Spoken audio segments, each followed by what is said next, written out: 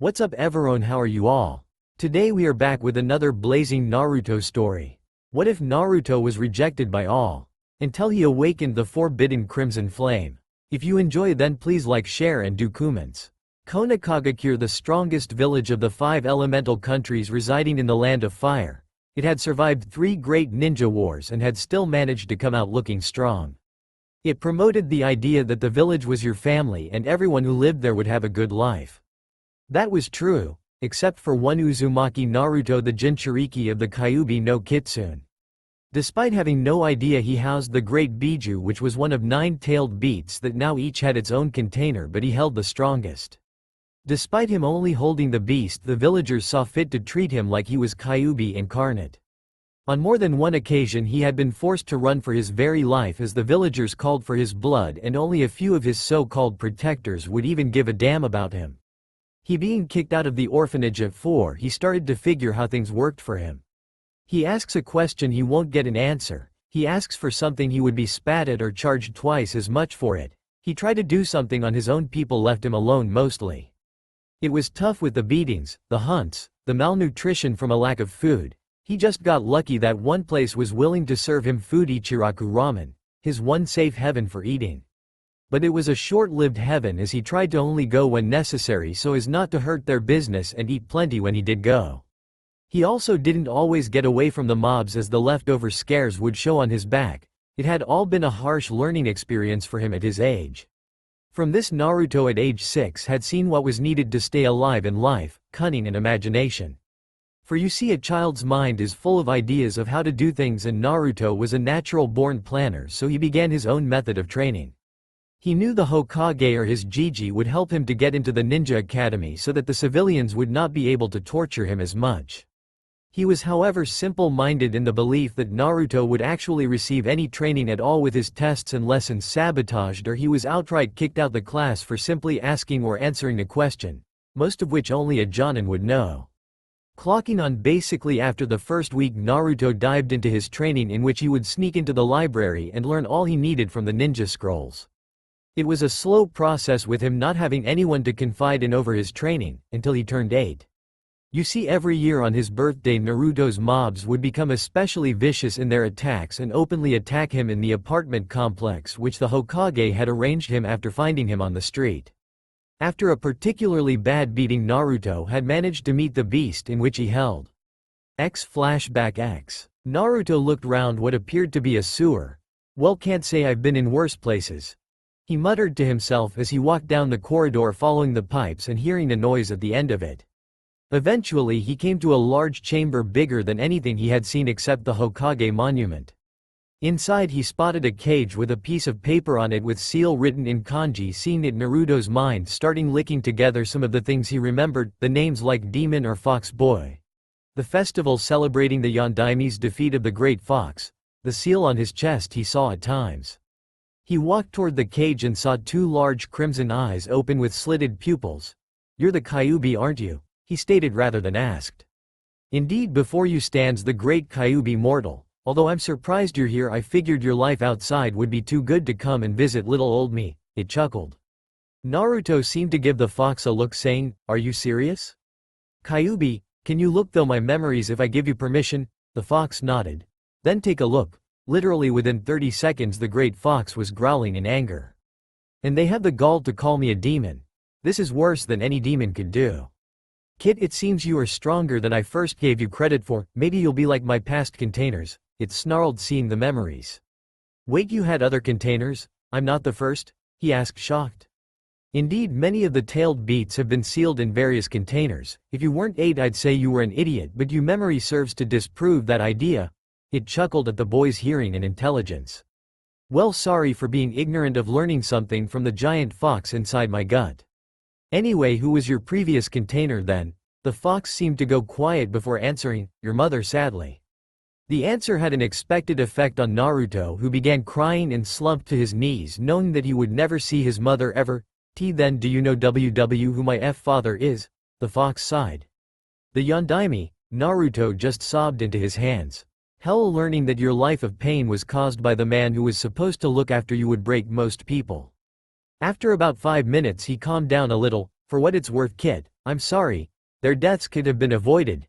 He apologized as Naruto was leaning against the bars of the cage. I won't lie and say I forgive you right now, but being angry about it won't do anything, but please tell me why, he pleaded. The 2 times I attacked your village I was under the control of a man, Madara Uchiha. The user of the eternal Mangekyo Sharingan. The genjutsu he put me under fueled my rage of being trapped inside your mother, and I broke out, and when I saw myself about to be sealed again I lashed out blindly, not knowing what I was doing. It's no excuse, I know, but given the chance I wish I could have stopped myself from doing it, said the fox, its muzzle next to the bars. The fox was surprised when she felt a hand across its muzzle. If that's the case, you aren't fully to blame for your actions. Perhaps we can work together to find this Madara and make him pay for what he has done to the both of us, he suggested, further surprising the fox. You mean it, even after all I've caused? It asked, confused. Like I said, I haven't forgiven you yet, but I would be stupid not to ask the help of someone much wiser and probably more experienced than I am, he said, stroking the soft fur of the fox. Well then, Naruto, we have a lot of work to do, grinned the fox, which was mirrored slightly by Naruto. X flashback end X. While in his mindscape, Naruto learned that the time passing outside and inside were different. A day could become a simple minute, and Kyuubi took every minute or day of his time to train him in various things, from it had leaned watching his mother, who she had told him all about when he asked. She also taught him something very different called magic, which was extremely different from chakra in that a single mistake could cost him his life easily, so he had practiced carefully with it and had managed to learn an amazing spell or two. First of which, projection, in which he could create an image in his mind if he knew its composition and components, a handy tool for knowing how items, tools and learning techniques. He also learned reinforcement, where he could strengthen items so that a blade of grass could be as strong as stone. Kyuubi had told him that in its time on the outside it had observed other magic users who fought alongside something called servants, who were beings summoned to aid the mage in fights. Apparently there were 7 classes of servants: saber, rider, archer, berserker, assassin, lancer and caster. All powerful in their own right and fiercely loyal to their master if summoned correctly. Naruto had a particular interest in the idea of servants, but Kyuubi had told him he needed a special seal in order to summon a servant. Over the passing years, Naruto improved leaps and bounds physically and mentally due to the fact he had someone other than the wall to talk to. Kyuubi had improved his eyes and mind so that he now had photographic memory, so when Naruto looked at an item only once he would be able to trace it perfectly. Via the use of training, Naruto was able to create copies of items like books or tools both inside and out of the mindscape, which left Kyuubi with some reading material to go over with Naruto when he was down with his workout, which had greatly improved when the two discovered that Naruto had a knack for seals. With the knowledge, he had constructed a weight seal that would affect his whole body so that he wouldn't have to wear weights which he could get overcharged for. He had a decent taijutsu style, but he was more proficient with kenjutsu, having read through a catalog of weapons and tracing copies into his mindscape, which he would practice with to get the feel of the weapons for when he had an actual one outside, trying to find what suited him best. By the time he was 14, he was a walking master of swords who no one suspected, having put on a mask to fool all the idiots who thought that the demon would forever remain weak and be their punching bag till he died. If he could, he would have given them the finger, as he was sure some of them wouldn't expect it when he would slit their throats for ever threatening him or not preventing the beatings, which were no longer as bad due to reinforcement. Didn't mean they weren't still annoying. His school days taught him a couple things. 1. The civilian council really screwed over the curriculum, seeing as half the stuff they were taught would never be useful outside and on a battlefield. 2. Academy-level techniques took way too little chakra for him to use, so he thought about it and decided to do something that would be expected of a fox: be sneaky. He had discovered putting too much chakra in a henge doesn't create an illusion, but rather actually transformed him into the shape or person he wanted. He had read up on the female body just so he wouldn't be caught out either.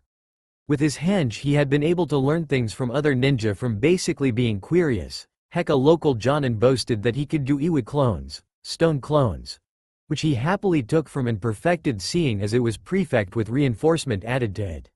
With clones at hand, he had been able to get his hands on more books to read on things like weapons, genjutsu, taijutsu and even ninjutsu, albeit the last one was from thrown-out scrolls.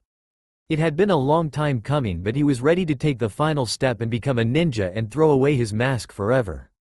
With all he knew now, he was sure that he would show people not to mess with him and that he would be able to be stronger than his father ever was without the Kyuubi who was his partner through it all. He was tired of some of his classmates too, like the asshole Uchiha who seemed to think he was Kami's gift to the world.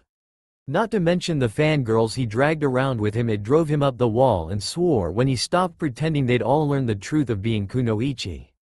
Some of the fangirls could be better if they just stopped worshipping the prick. He could get the whole "my clan was killed off by my brother," but he still had his mother Makoto, who had luckily been saved by the medics, and his adoptive sister who Makoto had found at her clan's home a little before Sasuke was born, which she was happy for, always wanting a daughter, naming her Sakura. Sasuke, however, had done nothing but scowl from that day forward, proclaiming that he would kill Itachi someday and everyone around him would simply hold him back. His fan club was just as bad, always crowding round the boy and pretty much stalking the boy when he left every day at the academy. The pink-haired Sakura took to disliking Sasuke's sister Sakura due to the two sharing the same name and the idea of someone who she loved would have to share the name with. Still, he did have a fair few friends in the class like Kiba, Shikamaru, Choji, Shino, all of them clan heirs and all friendly with him since their parents weren't stupid in their ideas over Naruto. The rest of the clan may not agree with him.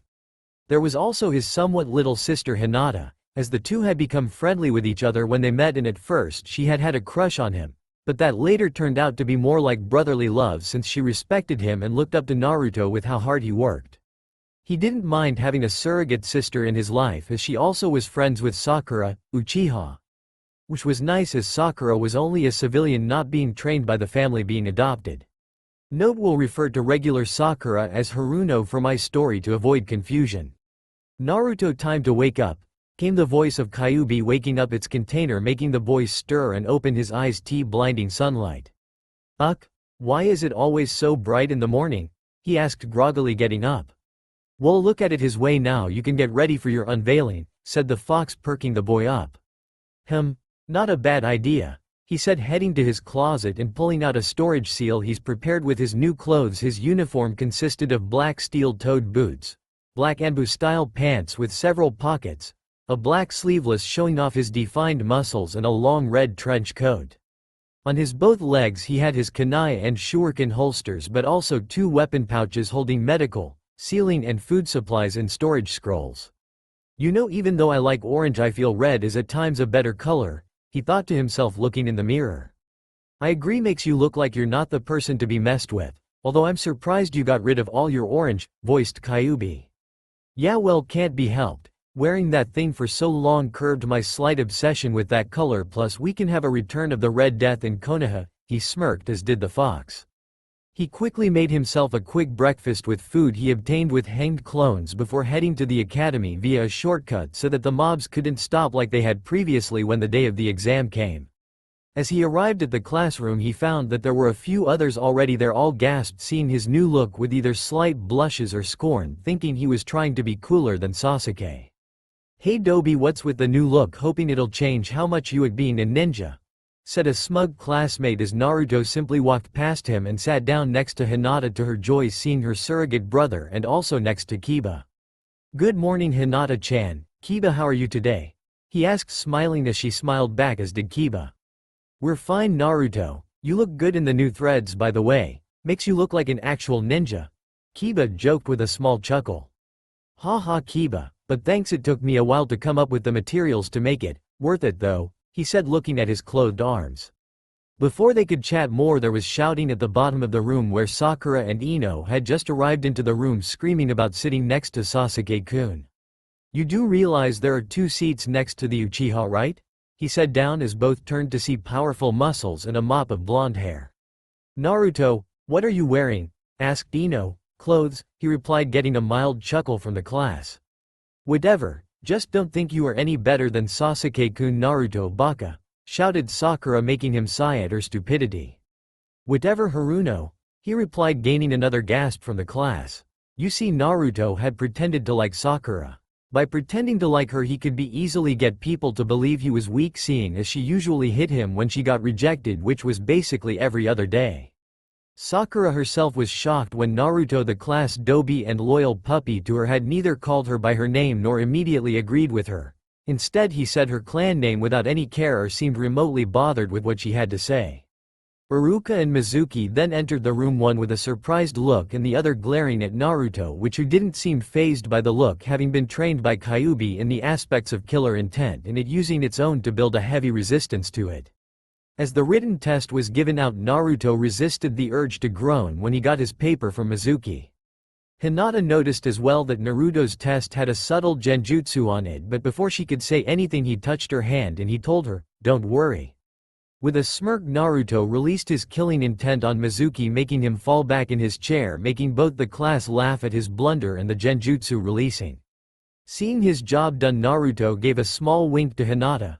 "Good luck, Hinata-chan," he said as she just nodded thankful. The test went through in no time and the class then went outside for the weapons test. As they went through each student, the highest scoring so far were Sasuke with 92% accuracy and Hinata with 94%. "Okay Uzumaki, Naruto, you are up," said Iruka as he stood forward. "Well, this will be fun to watch. Anyone want to bet that the Dobi will miss all his targets?" said one student smirking. "Dobi probably doesn't even know how to hold one right, I bet," added Sasuke. Naruto just took out his weapons and threw them at the dummy, hitting all the target spots of where a vital point would be, and the kunai also became embedded in the wood. When he threw his shuriken, they all hit the wall, making Mizuki smirk. "Nice try, Naruto, but you're meant to hit the dummy, not the wall." Iruka was however not an idiot and had spotted Naruto adding chakra to his shuriken. "Actually, Naruto got full marks," he said, flicking the dummy's head, which fell apart, showing it was cut lean in two. "Looks as though Naruto infused wind-based chakra into the weapons, making their edges sharper and the range bigger depending on how much chakra he used," he further explained. Needless to say, Naruto scored full marks as they made their way to the ninjutsu portion of the test, where many of the ninja belonging to clans showed off what they were capable of. Sasuke, of course, wanting to show off, used Kaden Gukaku no Jutsu, making a medium-sized ball of flame, which the girls all cried in joy for. However, when it was Naruto's turn, "Well, hey Teme, check this out," he said, going through familiar seals. "Futon Daitopa no Jutsu," he called, breathing out a much larger blast of wind, turning the training dummy to shreds of wood before turning away with a small foxy grin as the Uchiha seethed in anger over the Dobi using jutsu better than him. After that came the taijutsu portion before the final test began, the students having to fight Iruka or Mizuki. Sasuke fought Iruka, so he had to actually work a little and ended up scoring a 7 for his ability.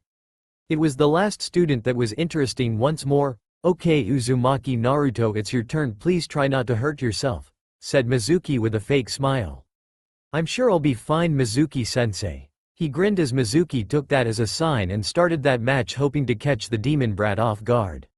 However, Naruto's reflexes were trained to hard by his early years that not much could get by him. Add into the fact he was able to detect chakra too, like a sensor did, meant it was hard to get the drop on him. As Mizuki took his swing, it was parried as found himself on the receiving end of two powerful palm thrusts before having a strong uppercut delivered to his chin, then a powerful roundhouse kick sending him flying. Seeing this, the students' jaws were dropped, seeing what had just happened while Naruto was simply dusting off his trench coat. He walked over to Hinata by the tree and smiled as Iruka picked up Mizuki and went to go find out the total scores for the students. It deeply surprised him that Naruto had managed to obtain a 100% across all fields, followed by Sasuke with 92%. For the females, Hinata was the top, Kunoichi with 93%, followed by Sakura with 80%. After getting their results, Iruka said it was a pleasure teaching them and that they'd had to come back tomorrow for team assignments and senseis. Outside, the other students showed their family their headbands and got congratulated, but Naruto just watched from the tree with a feeling of longing, even with his headband tied round his neck. "Do you think I can have that someday, Kyuubi?" he asked his tenant. Naruto: "Yes, you will. I have no doubt you will make a good father too," was the fox's reply as Naruto went off to eat chirakus to celebrate. A few minutes later, he walked into the familiar ramen stand. "Hey old man, 3 bowls of pork ramen to celebrate me passing?" Naruto smiled as he took his seat and the man Tucci turned around and smiled back. "Sure thing Naruto, and nice look, suits you," he said as he began preparing the noodles as his daughter Ayame came round the back and spotted the blonde. "Naruto, is that you?" she asked, shocked not seeing the usual orange jumpsuit. Hey Ayame Ne-chan. Yeah, it's me, just had a style change, he grinned. She smiled hearing this. That's good to hear, but how did you do test-wise?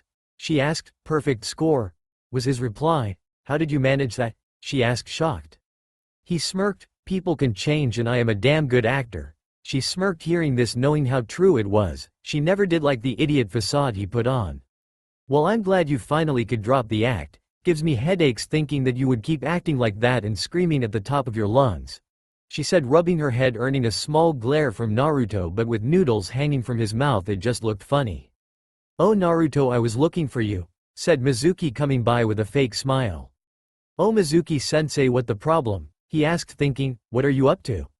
Well, I was just wondering if you'd like to have a chance to advance to Chunin by passing a special test, he said, smiling. How big of an idiot does he think I am? He thought, looking at the man and the obvious lie he was telling. Wait, we might be able to use this, let's listen, said the voice of the Kyuubi. What's the test, Mizuki-sensei? He asked, faking giddiness. Well, all you would have to do is steal the forbidden scroll from the Hokage and learn a jutsu from it, he said, grinning like a madman in his head. Oh, this is too good to be true. With all the jutsu in there we can learn a bunch, Naruto, said the Kyuubi. Yeah, learn a jutsu or two and expose a traitor. Nice way to start off my career, he thought. I'll do it, Mizuki-sensei. Good, when you get the scroll meet me in the forest by the shed, okay? He said, disappearing with a shunshin. Idiot, Naruto muttered as he sped off to the tower and after a few minutes was in front of Sarutobi. Hey Gigi, I have some info for you, he said to the Sandaime. What is it, Naruto-kun? He asked, curious. Naruto explained the situation and his plan to catch the man. It seems risky, Naruto-kun, plus you'd be on your own, he said, a little worried. I can handle it, trust me. Did you see my last test result? Sarutobi nodded. Indeed I did. I'm glad to see you improve in such a way, almost makes me think you held back, he said with an all-knowing smirk. Can't get anything by you, can I? He asked sarcastically. Well, I am the Hokage, he chuckled. Any reason why though? Naruto sighed. I'll tell you after tonight, okay, the old man nodded. Do you think you can capture him on your own? He got a grin from Naruto. After all the years of training from Kyuubi, I hope so, he said, making Sarutobi drop his pipe. Wah? What do you mean? Naruto chuckled, seeing the man stutter. Don't worry, I'm not corrupted or anything. I'll tell you later and you'll explain why you hid a couple things from me, but I think I'll have to knock you out. Do Mizuki Teme won't catch on, he told him, elevating his worries slightly. The Hokage nodded. Any ideas how? The grin on Naruto's face unnerved him. Oiroke no jutsu, he called, and in a puff of smoke stood a beautiful naked blonde girl with her hair in ponytails. 3 seconds later Sarutobi had been knocked out with blood trickling from his nose as Naruto took the scroll. 10 minutes later he was looking over the scroll in the specified spot with a lot of time to spare. How fast can you copy this stuff, Naruto? Asked Kyuubi as Naruto took out paper and a scroll. Fast enough to be done in a couple minutes, was his reply as he set to work copying several techniques, but as he was doing so he noticed something he didn't expect. Kyuubi, look at this, he said as he looked at a particular seal. The servant seal. I can't believe it, this will take time to prepare, was the fox's advice. You're right, once I'm done we'll get to work, but I think this technique Kage Bunshin should be helpful though, he said as he began learning the cloning technique, which he read had a memory feedback feature which was significantly increase the rate he could train with the other techniques in the scroll copy. As the day got later he summoned a couple clones and each traced a different weapon in it in the trees just in case. He set about drawing the seal into the ground with his blood.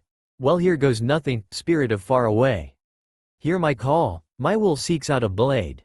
The blade to defend my friends and strike my enemies. Great servant, answer my call, Naruto said as the seal began to shine and the air picked up as Naruto felt a lot of his chakra get drained into the seal, as did the Kyuubi, making him collapse. Naruto opened his eyes to fin his altar mindscape, which was now a beautiful scene of nature. A large lake at the base of a mountain that had a small house overlooking the lake. He had created the image based off his dream home he hoped to build in the future. He knocked on the door before it was opened by a larger than normal fox with 9 tails and a choker with the kanji for seal written on it. Guess it took a lot to power the seal then, the fox smirked. In my defense, it was an unknown seal and in all likelihood the more power it drained the better for us, Naruto replied. What class do you think we'll get? Asked the fox. Not sure, as long as it's not Berserker I think we'll be fine, he said, shuddering at the thought of having Berserker as a servant. Just make sure if it's a female servant you treat her right, or else, the fox warned. Kyubi, you know how I treat women, with respect and care. Why would one I summon get any different, he said as the fox huffed. Then how come you don't treat me like one then? This made Naruto blink. Kyubi, are you tell me that after all the time we trained you forgot to tell me you were a female? The female fox blushed in embarrassment.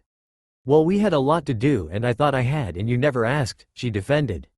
I wasn't sure you had a gender honestly, he replied a little sheepish.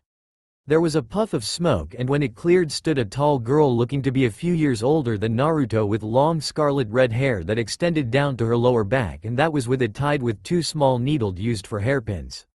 She had a body to die for, with a large bust and a firm butt, all the curves in the right places too. Her eyes were also yellow, much to his surprise, expecting red in all honesty, but he had to suppress a nosebleed at her choice of clothing, which was a red bikini top, leather spandex bottoms, thigh-high white socks, black sandals, fingerless gloves and a neck warmer. Cookie to those who guess who I based the design on. This enough to show you what gender I am, she said, crossing her arms and pushing up her breasts as Naruto averted his gaze. I think I'm sure now, but why did you only change now? He asked, not turning his head away. She smirked and pulled his head in between her breasts. Just never thought about it now. What do you think of the real me? She said teasingly. I think I'm gonna faint now, and so he did, his mind overloaded from how Kyubi looked to him. A couple minutes Naruto started to wake to find himself in the lap of Kyubi, smiling down at him. Hey, he said to her. Hey yourself, got to say, didn't think you'd faint seeing the real me, Naruto-kun, she said, stroking his hair. In my defense, I've not really seen man-girls who look as good as you, and I blame hormones, he said, staying in his position. You sure know how to make a girl feel good about herself, Naruto-kun. But I think you best wake up. I think the seal is done draining us, but your clones went put as a result too, she explained. Naruto got to his feet. Right. Best get my acting face on just in case, and I'll bring the servant to meet you later. Okay, Q-chan. She blushed at the suffix used. Sure, don't take too long and be careful, she said as he smirked, willing himself awake. When he opened his eyes he saw that it was dark and looked round to see any signs of the servant be found. They're not here, he muttered, confused. What's not here, Naruto-kun? Asked Kyubi. The servant isn't here, the seal is still on the ground, but I can't sense them. Guess we didn't do it right then, he said, a little depressed. It's fine, Naruto-kun. Maybe we can try later. We did kind of rush it, she said, trying to knock him from the mood. Yeah, I guess. Wait, I'm picking up a chakra. That's not Mizuki, he said as someone dropped onto the scene. Naruto, why did you steal the forbidden scroll? Shouted Iruka. Come with me to the Hokage, and if you're lucky he'll forgive you, he said, not wanting to see Naruto in any trouble. Naruto, on the other hand, resisted the temptation to face Palm, as it was clear Iruka hadn't been informed, but then remembered he could act. Iruka-sensei, what are you doing here? Did Mizuki-sensei tell you to come here and see if I passed the secret test to become a Chunin? He said with a wide grin, also noticing the approaching Mizuki's signature. Huh? Mizuki? Iruka said, confused, as said ninja arrived. Naruto, Iruka is trying to steal the scroll. Give it to me, said Mizuki, as Naruto could only think, really? That's his plan? Iruka quickly replied with, don't listen to him, Naruto. He's using you to get the scroll. No shit, thought Naruto and Kyubi together. Naruto, Iruka is just pretending to care about you. He hiding things from you. 12 years ago the Sandaime made a new law that forbids people from revealing about what happened to the Kyubi, he said, smirking. No, Mizuki, it's forbidden, yelled Iruka. It was killed by the Yondaime, right? Said Naruto, keeping up his act. No, he sealed it into the body of a child, in you. You are the Kyubi no Kitsune, Mizuki yelled as Naruto put on a look of shock. What? It can't be, I'm a demon, he said, putting on his best acting face, one that could probably win him awards. No, Naruto, you're not, Iruka shouted. Yes, he is. He's the one who killed your parents, Iruka, Mizuki added to what he hoped would be a crushing blow to Naruto. Naruto decided to end the charade. That was the fox and not me, Mizuki Teme, and I doubt Iruka-sensei blames me, right? He received a shocked nod. Well then, time to bring in the traitor for revealing my secret, Mizuki, which I already knew, he said, smirking up a storm, seeing the man pale. What you knew? He said, shocked. For long enough and the law still stands, so I think I'll deal the punishment here, said Naruto as he began forming a hand seal. Well, see about that, demon, he said, throwing one of his Fuma shuriken at Naruto. However, before it even got close there was a bright light, and when it faded the blade was cut in two by a powerful wind. There was the sound of metal clanking, and the three turned to see a young girl with blonde hair and green eyes in a battle dress of blue and white. She had an armor breastplate and gauntlets and had an aura of nobility about her. She also seemed to be holding something in her right hand, and only Naruto could truly see what was there. Are you my master? She said, her head turned toward Naruto. I ask again, are you my master? She said, and Naruto's mind clicked into place. Yes, I am the one who summoned your aid, he answered as the girl nodded. Then from this point my sword shall be with you and your fate shall be with me. Now our contract is complete, she said as Naruto noticed a mark appear on his hand. What the hell is this? The demon has summoned one of its whores to help it die. Mizuki shouted, throwing his spare shuriken, but found kunai embedded in his hands before he had the chance and noticed Naruto as his arm outstretched. You never call a woman that, especially one who I am tied to now. Good night, said Naruto, growling a little as a hidden clone he made when the light had flashed chopped the back of Mizuki's neck, knocking him out. Well, that's one mission over. Now my name is Naruto Uzumaki. What is your name? He asked his servant. I am Saber Master, she said, dropping to one knee. I am the sword that will aid you in your endeavors until I die in your service, as Naruto saw a loyal servant before him. Very well, rise Saber, but you need not call me master, he said as she shook her head. No, as the rites of summoning goes, I am to call my summoner with respect, so you are my master, she said as Naruto suppressed a groan, seeing that his servant was all business it seemed. Helping Iruka to his feet. Iruka-sensei, I know you have questions over me and Saber here, but wait till we get to the tower. The Chunin nodded as they started making their way to the Hokage Tower, scroll still in hand and Mizuki tied up and carried by Iruka. Walking into the office, Naruto threw over the scroll with Hiruzen caught. Mission complete, Hokage-sama. One captures traitor wrapped up for you. He smirked as the old man smiled. Wait, what's going on? Asked Iruka as the two shared a chuckle while he and Saber looked confused. Well, Iruka-kun, I had young Naruto here flush out a traitor in our midst, and I must say you acted perfectly, Naruto-kun. I might have been fooled myself. However, I must ask, who is the young lady over there? He asked, looking over the girl who stood by Naruto's side. A summoned servant using the deal in the scroll, he answered as the man's eyes widened. Naruto-kun, how do you know of the servants? He asked, surprised. Q-chan told me, he said as the man remembered what Naruto had said. Well, care to elaborate? Sighing, Naruto explained how for the past several years he had been trained under Kyuubi under the fields of ninjutsu and magic, and also about the summoned servants of which Saber was. Once he was done explaining that situation, the Hokage asked Iruka to leave as there were still a couple things to discuss, and once he left he placed a silencing seal around the room. Naruto then revealed he knew of his heritage, which made the Hokage feel like Minato and Kushina were laughing at him for the child they made. I'm too old for this, said Hiruzen with a sigh. Clearly, if you haven't figured out the secret to paperwork, Naruto smirked. What does it tell me? Pleaded Hiruzen, making all in the room sweat drop. Kage Bunshin, was the reply as the old Hokage began banging his head on his desk.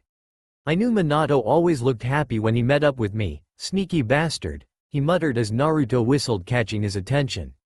Oh right. Now Naruto-kun, you realize you must keep your parentage a secret, otherwise it will become dangerous for you. Naruto gave him a look. Like my life isn't in danger already in the village, Naruto said a little bitterly.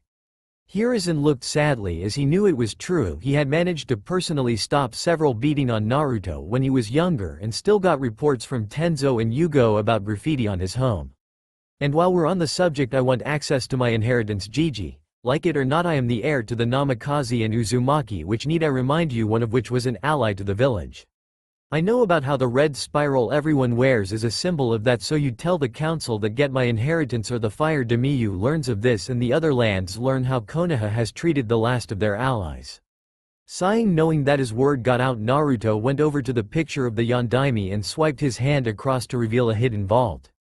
From it he pulled out a pair of keys and a set of documents. These are your new house keys and deeds to the house and proof of your heritage. For all it's worth, I'm sorry for keeping these from you, Naruto-kun. We will have to talk some more about this later, he said with a slight guilty look. Naruto took the items and sealed them into a storage scroll he had. Don't worry, I never blamed you, Gigi, only the civilian council for usurping control from you. This made the old man ruffle Naruto's hair, seeing the boy was still the surrogate grandson he treated with kindness. Good, now to discuss team placements with you, he said, sitting back in his chair. Yes, I noticed we have a few too many for the 3 teams this year, replied Naruto as the Hokage smiled. So you figured it out? Naruto shrugged at the Sandame's response. Wasn't that hard really? 10-10 from the previous year told me that there were only her team and 2 others who came out last year, and I shop at her family store for weapon ideas and if anything would suit me. Indeed, the problem is that with 12 desired clan heads passing, the council is calling me to reforge the Ino Shika Cho formation, and with that you are the odd man out. Any ideas and what to do? Naruto grinned, told him he did. Put me on a team, on me and Saber here then. With her and my cage Bunshin we are a 2-person team with extras, he said as the old man rubbed his chin. Perhaps, but what about a team Jonin without one you are at a disadvantage with on one to talk to for experience, he said as Saber decided to speak up. Excuse me Hokage-sama, but I am quite adept in battle and can offer my experiences and advice to my master if he needs them, she aided politely. Plus I have Q-chan for other things too. She's had other hosts to observe from. The Hokage nodded, although filing that bit of info for later. I see, this seems a good plan, and from the young lady's eyes I can see she is indeed not an amateur, so I will approve of this, but I'll have it so you can join the other teams for larger missions. Now care to show me an example of this magic ability you told me about? Naruto explained his limited ability in the field of magic so far, but showed him reinforcement on his hand by trying to stab his hand only to scratch it. An impressive ability you have there, as you can also reinforce your eyes and muscles to improve their ability, if I am right? Yeah, but it was difficult to learn to do. Even more was training my eyes to study a shape of items and learn their composition, but we can discuss it more later. Saber, let's head to our new home, he said, creating a shadow clone and handing it a storage scroll.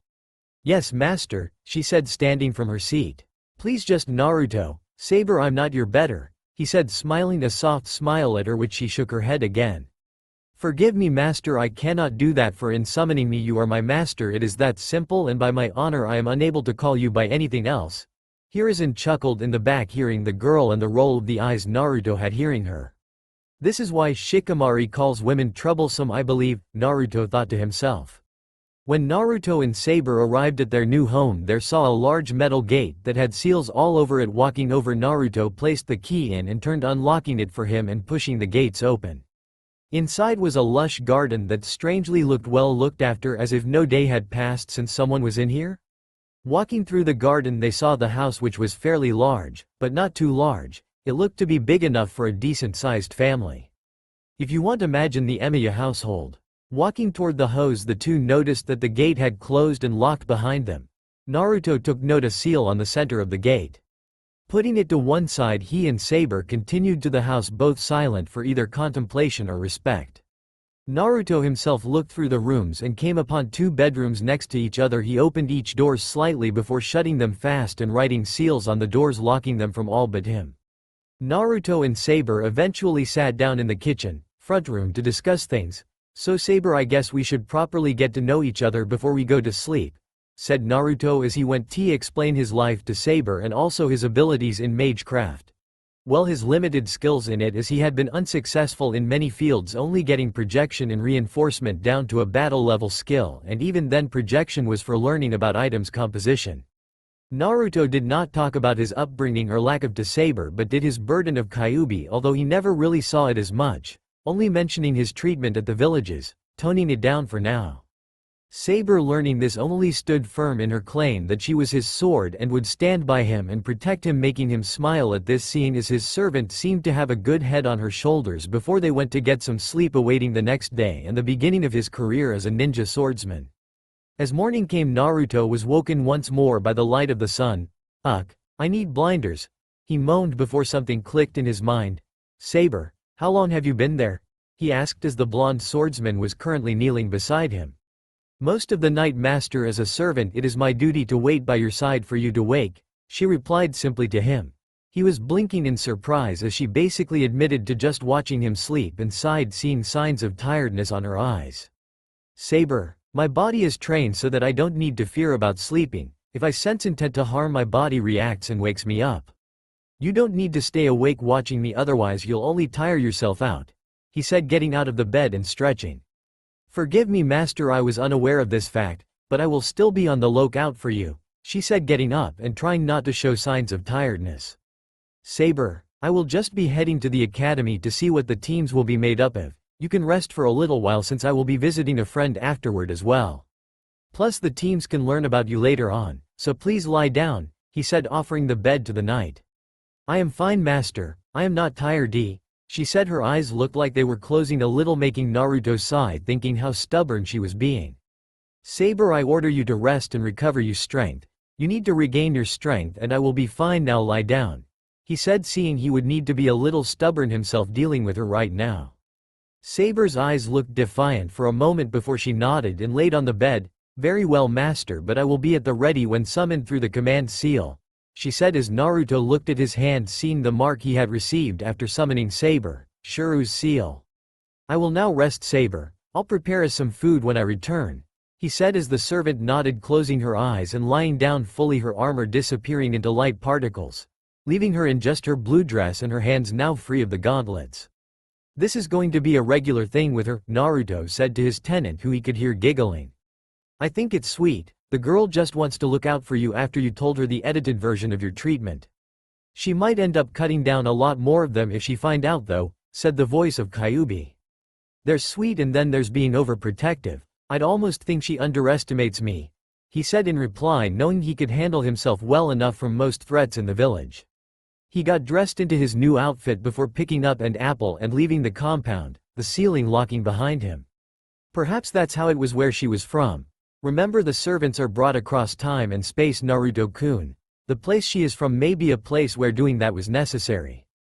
And also you're still young, so there will definitely be enemies you can't handle, she said as Naruto's head dropped down. Thanks for the vote of confidence, Q-chan, Naruto said, feeling a small dig at high skills. I don't doubt your ability, Naruto-kun. Just know that you have a certain skill level that many will be above right now. Not to mention the fact other ninja across the world are likely to have servants, she said, mentally hugging the blonde, to which he felt her warmth. I guess. I just don't want to rely on Saber to fight all my battles.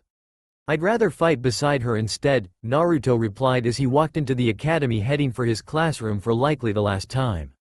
She's your servant, Naruto-kun. She'll see your life as more important as hers.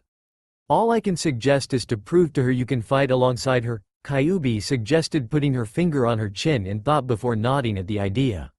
Well, gives me reason to get better, I suppose, he said back as a smirk appeared on his face. Opening the door, he walked into the class to find out he was the first one there. He was an early riser after all. He took a seat at the back of the class and took out his notebook that had different weapon details in it.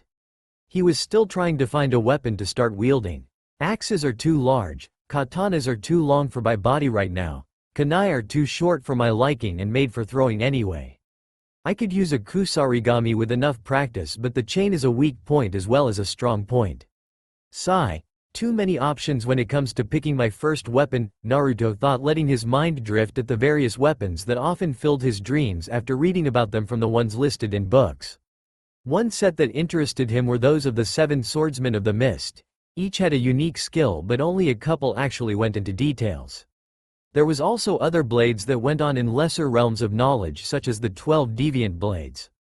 They were odd blades that each had a focus but also a poison to them, almost like a curse, one being an altered way of seeing the world and its people as if they were all weeds. Dangerous curses, but a powerful set of weapons nonetheless.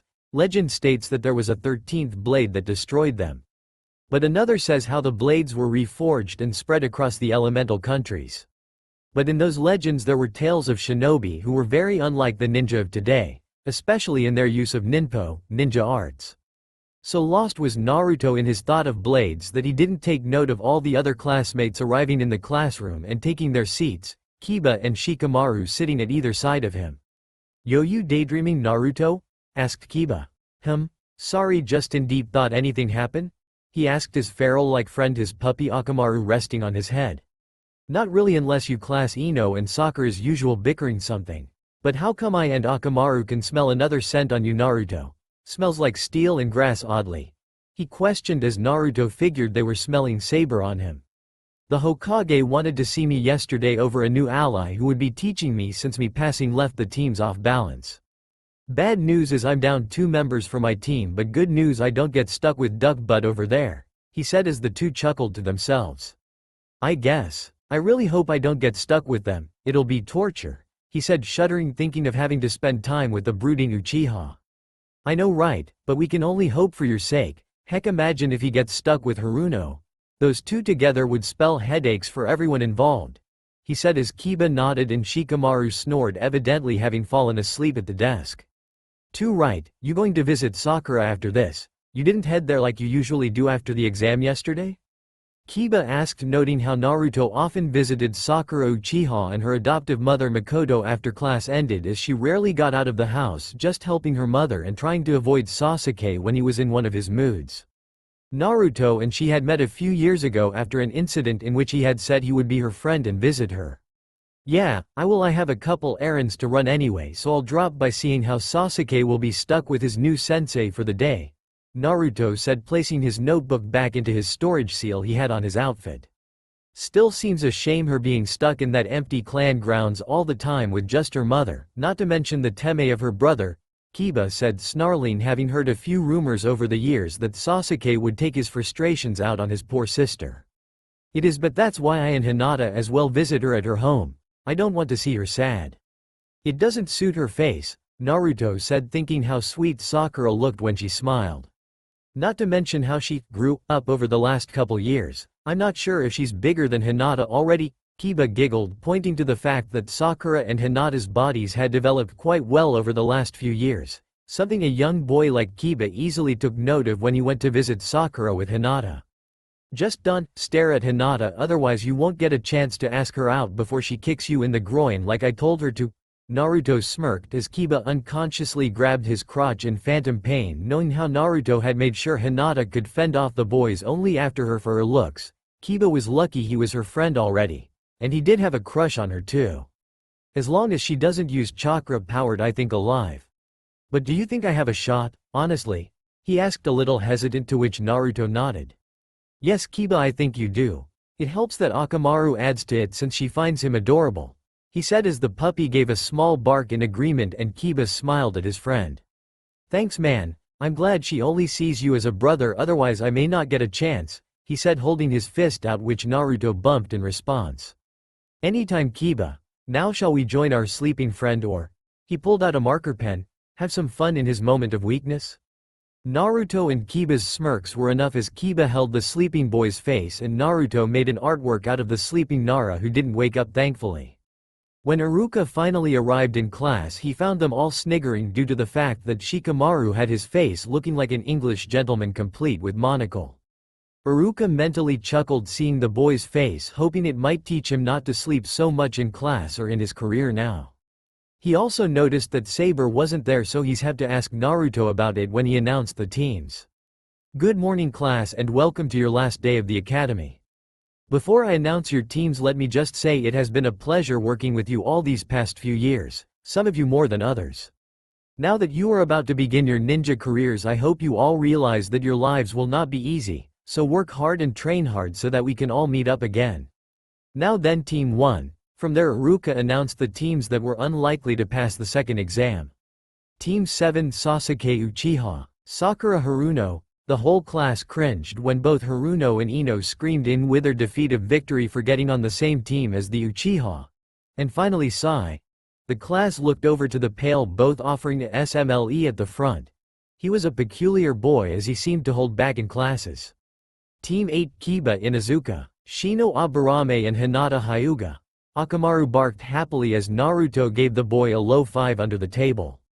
Kiba looked over to his teammate's face smiling, to which Shino gave a nod and Hinata gave a small smile in return.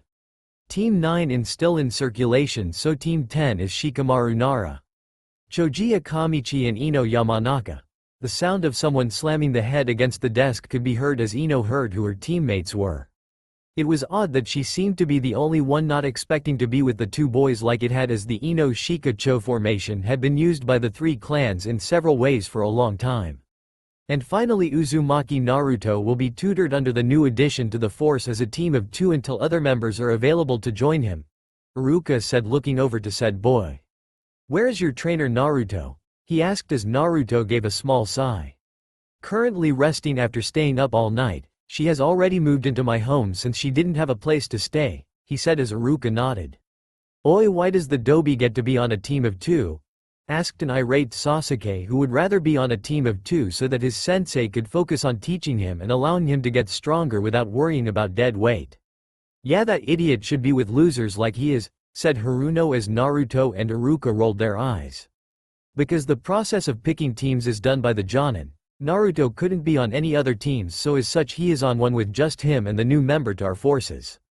All of you have specially picked sensei for your teams, Iruka explained as he looked back up at Naruto. Since you know where your teammate, sensei will be, you can go Naruto. Come and find me if you want to meet up for ramen at some point, he said as Naruto smiled as his partial brother figure he had grown to respect over his year here. I will, but I might make you broke if you offer to pay, he smirked, earning a small laugh from the scared sensei. I'll just have to give you a ramen limit then, he said as Naruto left the class and proceeded outside the academy toward his first stop, the Higurashi weapon shop, to hopefully make up his mind. Opening the door to the shop, ringing the bell as he walked in, only to be greeted by the tall form of Kenji Higurashi, owner of the store. Back again Naruto, finally ready to pick something? The man asked, seeing as how Naruto had been in their store so many times looking at all the different weapons they had and had yet to come to a decision on what to wield. Heck, he was the only one that even seemed interested in old ancient weapons aside from maybe his daughter Tenten. Hopefully Kenji, since I passed this time I might as well choose something this time for when I'm on higher ranked missions, he said as the man nodded and reached for something under the counter. I figured as much, but I may just have something that will fit your style Naruto, have a look at this. From under the counter Kenji brought out a pair of blades. One was a ninjutsu that seemed to have a red metal, square-shaped guard with wind theme design on it and the kanji for storm. The hilt was red and black, fitting his style well. The other was a sai blade roughly the same length as the ninjutsu and had the kanji for gale on the hilt. With these you can strike the enemy but also catch their blades with the sai if you're skilled enough. Price is 20,000 yen since it's made especially for you Naruto, said Kenji, pushing the blades toward Naruto, and the sheaths for the blades both a dark crimson color and looked as though they could be attached together if one wanted. You really outdid yourself with this one Kenji. I actually never thought of this combination. I'll definitely take them, he said, unsealing his wallet and handing over the money before sheathing the two blades and attaching the sheaths to his hips, the ninjutsu on his right and sai on the left, both poking diagonally from his back so he could easily grab both and draw them both at the same time if necessary. While it helps having a customer who respected the use of blades at such a young age, heck, little Tenten prefers throwing weapons at the moment rather than wielding them. Although she was eyeing those up when I was making them, he said with a chuckle, thinking about the longing stare she had given the blades when they were done. Then I'm glad I got here first Kenji. Anyway, thanks for helping me get this problem out of my head. I'm off to see Sakura-chan and Makoto-sama, Naruto said as Kenji nodded. Bring a small basket out for Naruto to take. Here's some tea and mochi my wife made. Feel free to give it to that girl and her mother, the recipe is in there too. Have a nice day Naruto and come back soon, he said, waving as Naruto smiled, closing the shop door. Once outside he set off for the nearly empty Uchiha district where his good friend and mother were waiting outside in the garden tending to the flowers. Sakura was the same age as Naruto and had neck-length purple hair that matched her eyes and was tied at one side. As stated by Kiba, the girl did have a developed body which Naruto had tried to ignore, but as she wore her kimono the results of her growth were at times very pronounced, and now Naruto had to deal with Kyuubi's slight teasing over the subject when he visited. Sakura-chan, Makoto-sama Ahaya, greeted Naruto, waving with his free arm as the two women smiled, the younger coming over and hugging the boy with a smile. Naruto-kun, you're here, Sakura said to her friend, and Makoto also walked over, taking the basket from Naruto so he could return the hug from her daughter. She was thankful that Naruto and his friends came round to visit her at times after classes at the academy.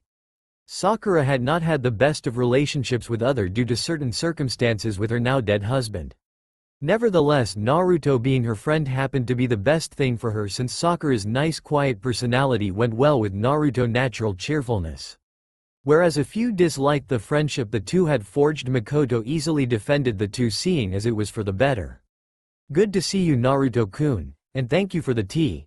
I take it Kenji had some when you got those new weapons there, said Makoto as he finished hugging Sakura and rubbed the back of his head. Yeah, years of looking to what would suit me best and he ends up making it for me. Still, I'm pleased with what he chose to make. There is definitely potential in these two. Although my team will be a little different due to something last night, he said as Makoto rose her eyebrows in curiosity. Care to tell me, Naruto-kun, while Sakura-chan here enjoys the sweets you brought? She asked as he nodded and Makoto went to the kitchen to prepare the tea while Sakura had a piece of the mochi. So how have you been, Sakura-chan? Asked Naruto sitting next to her. I'm fine, Naruto-kun. I've been practicing my archery when I'm not helping Ka-san. I think I'm getting really good at it now, she said, referring to how one of Sakura's hobbies was archery, which came second after her cooking. Her sensei was a retired ninja from another country. She never said where from what Sakura said. Care to show me how good you are? He asked as the girl blushed and shook her head. I don't think I'm ready to show you, Naruto-kun. It's not like you who can hit bullseyes so easily from so far away, she said, knowing how accurate Naruto could be when throwing kunai and shuriken.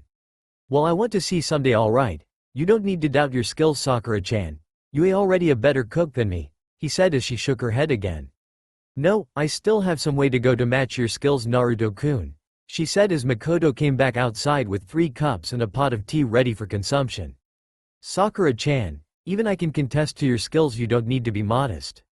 Anyway, how is your team different, Naruto-kun? Isn't it the same team of 4 like it was when I was a kunoichi? Makoto asked, sitting next to Sakura, handing her a cup, who had a blush from her mother's praise. There was an incident last night which may have led to me summoning a servant, Naruto said, trusting Makoto and Sakura, but earning a gasp from the two. Naruto-kun, how did you manage to do that? Even in our clan, summoning a servant is difficult if not done properly, not to mention the danger of summoning the powerful spirit. What possessed you to try such a thing? Asked Makoto a little harshly, remembering how the Uchiha clan had their own seal for summoning servants and only a few Uchiha could attest to successfully summoning one. The others who tried ended up dying from the strain of using their prana without fully understanding the consequence. Simple, I knew the consequences and risks but saw it as a necessary risk all the same. It was successful and the Hokage and I agreed that she and I would be on a team together, Naruto said calmly, looking straight into Makoto's eyes, showing her that he didn't need to apologize for his actions. I see. I won't question your knowledge of it if Hokage-sama is already aware. Wait, did you just say she? Makoto then asked him as the boy then blinked, losing his slight serious expression, relieving Sakura, who didn't want Naruto and her mother to argue, although she was also curious as to how Naruto had referred to his servant as female. Well, yes, I did. The servant I summoned was female. She's sleeping at my new home right now since she was up all night watching me sleep, he said as he swore he spotted Sakura narrow her eyes for a split second before resuming a simile and taking another piece of mochi. I take it you took up your family's home then, Naruto-kun? Asked Makoto, earning a slight surprised look from Naruto. I and your mother were best friends. She was so excited when she learned she was pregnant with you. I wanted to look after you, but Fugaku and other members of the council forbid it, saying since I took in Sakura-chan I couldn't take another child into the clan. She told him as Naruto just gave a small bitter chuckle. What do you know? I had a chance to learn about my mother without knowing. But I guess it was for the best. Sakura-chan has a loving mother now and I'm content with my situation so far. But I may come around to ask about your friendship with my mother sometime, Makoto-sama, Naruto said as the woman smiled. I'd like that, Naruto-kun, and I'm sure Sakura-chan would like to learn about her too. You'd get some joy hearing about the trouble she got us into as children, she said, giggling at the memories. But before I forget, do you have any idea about what class of servant she is, Naruto-kun? She asked him. She's a saber class, but already I can tell she is very business-orientated. She calls me master when I ask her not to. I had to order her to rest after she stayed up roughly an hour after being summoned. She very stubborn, he said, shaking his head, drinking his tea. I'm sure she means well, Naruto-kun, but Saber, that's a powerful class. Most I've seen in my time is an assassin class servant, not much else. Make sure you treat her right, Naruto-kun. A servant fights best when they have a bond with their master. Otherwise they may end up turning their backs on you.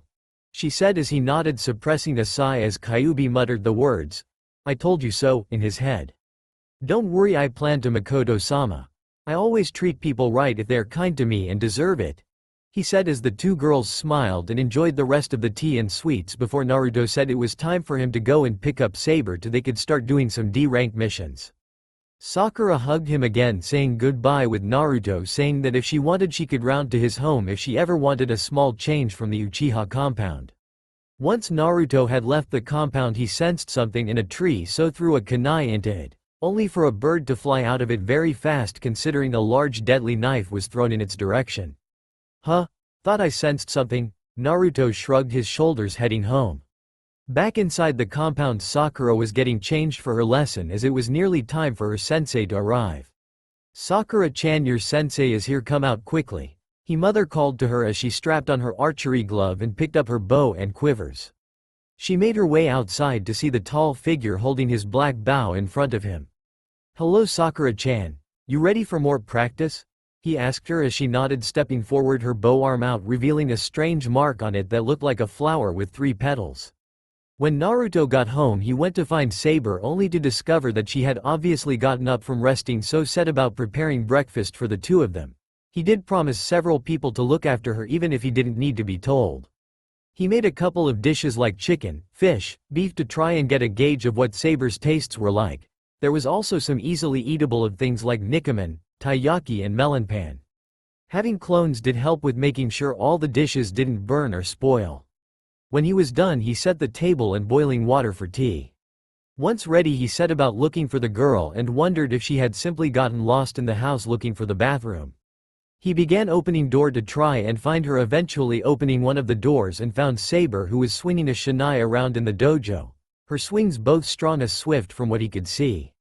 All of this while still in her long blue dress that would no doubt slow her movements, suggesting her skills were honed to a fine point.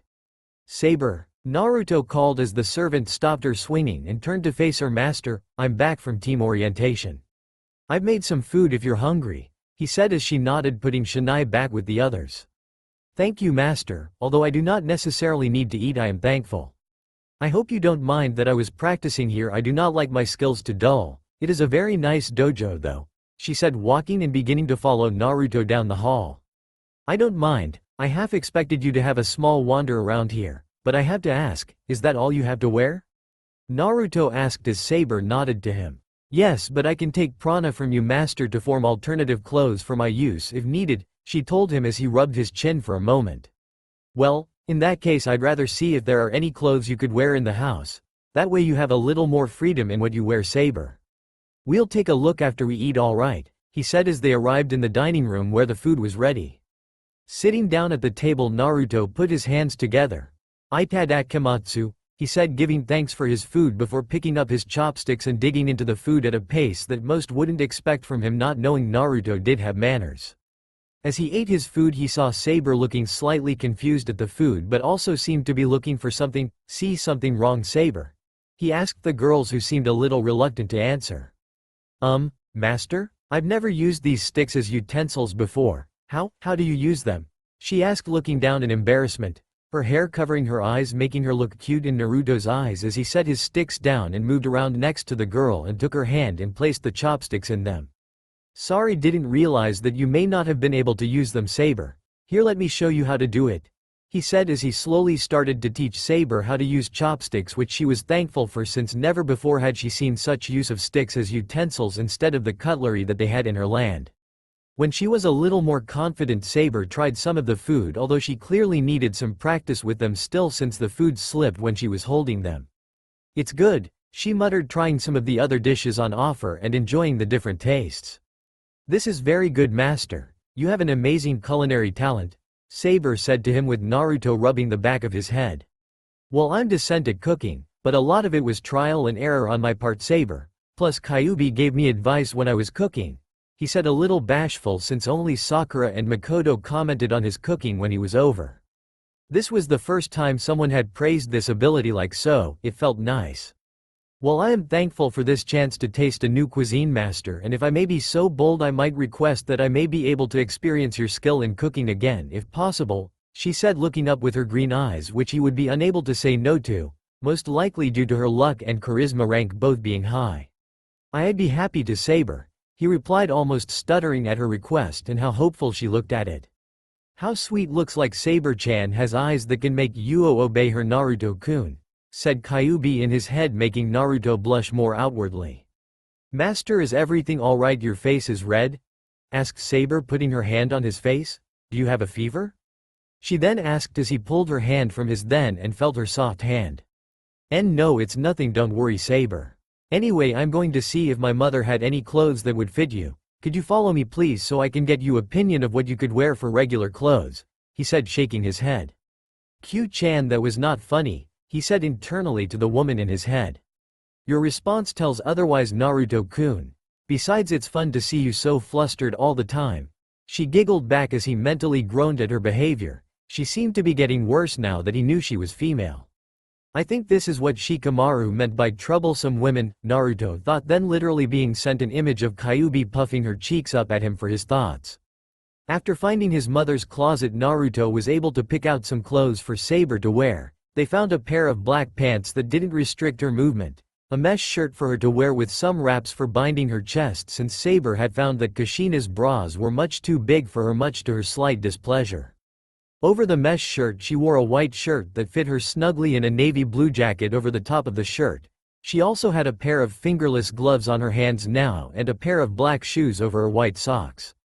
All in all, a pretty good style for her to wear, since it allowed her freedom of movement but also gave her a slight feminine feeling to it with the whirlpool-like design on the jacket, and that Saber did not need to completely tie down her chest like she had been forced to in the past. Well, Saber, shall we go do our first mission? He said as Saber nodded after looking at herself in the mirror and swinging her arm to double-check movement. Yes, master, I am ready, and thank you for the clothes you offered. It is kind of you, she said as they left the manor and Naruto sealed the gate closed. The two then proceeding to hop across the roads toward the mission hall. When they arrived, they found Iruka was there oddly. Iruka-sensei, what are you doing here? Asked Naruto, seeing his teacher at the desk with another unknown chunin beside him. When the academy finishes its year, I have 6 months before the next batch. I usually end up here so that I don't get bored, really, plus the extra money is nice too. Ah, Saber-san, nice to see you again. I take it you and Naruto are here for your missions? She asked as the female blonde gave a small nod. Yeah, what D ranks are available right now, Iruka-sensei? Since I know the minimum required to do AC rank is 50, so may as well start somewhere, Naruto said, remembering reading the rules and regulations for what missions can be undertaken by genin teams. This pile here is all D ranks, Naruto, he said, patting a large stack of scrolls. They range from gardening, babysitting, painting, to chasing the fire daimyo's wife's cat Tora. Although seeing as you are here earlier than most of the teams that need to meet with their sensei, do you want to try the mystery D rank? He asked, getting Naruto's curiosity going. What's the mystery D rank, Iruka-sensei?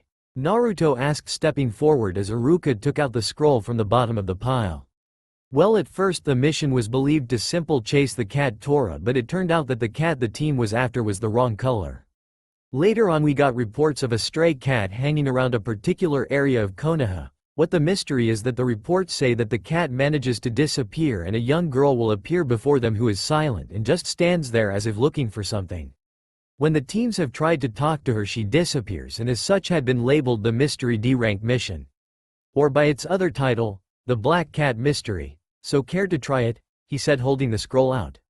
Why not? If we finish it we might come back for another. See you later, Iruka-sensei. Let's go, Saber, we have a mystery to solve. Do I feel odd saying that? Naruto wondered aloud. I can't answer that, master, but let us make haste to our mission. I find myself curious about this mystery as well, Saber said as the two nodded, leaving the hall and reading through the scroll Iruka gave them.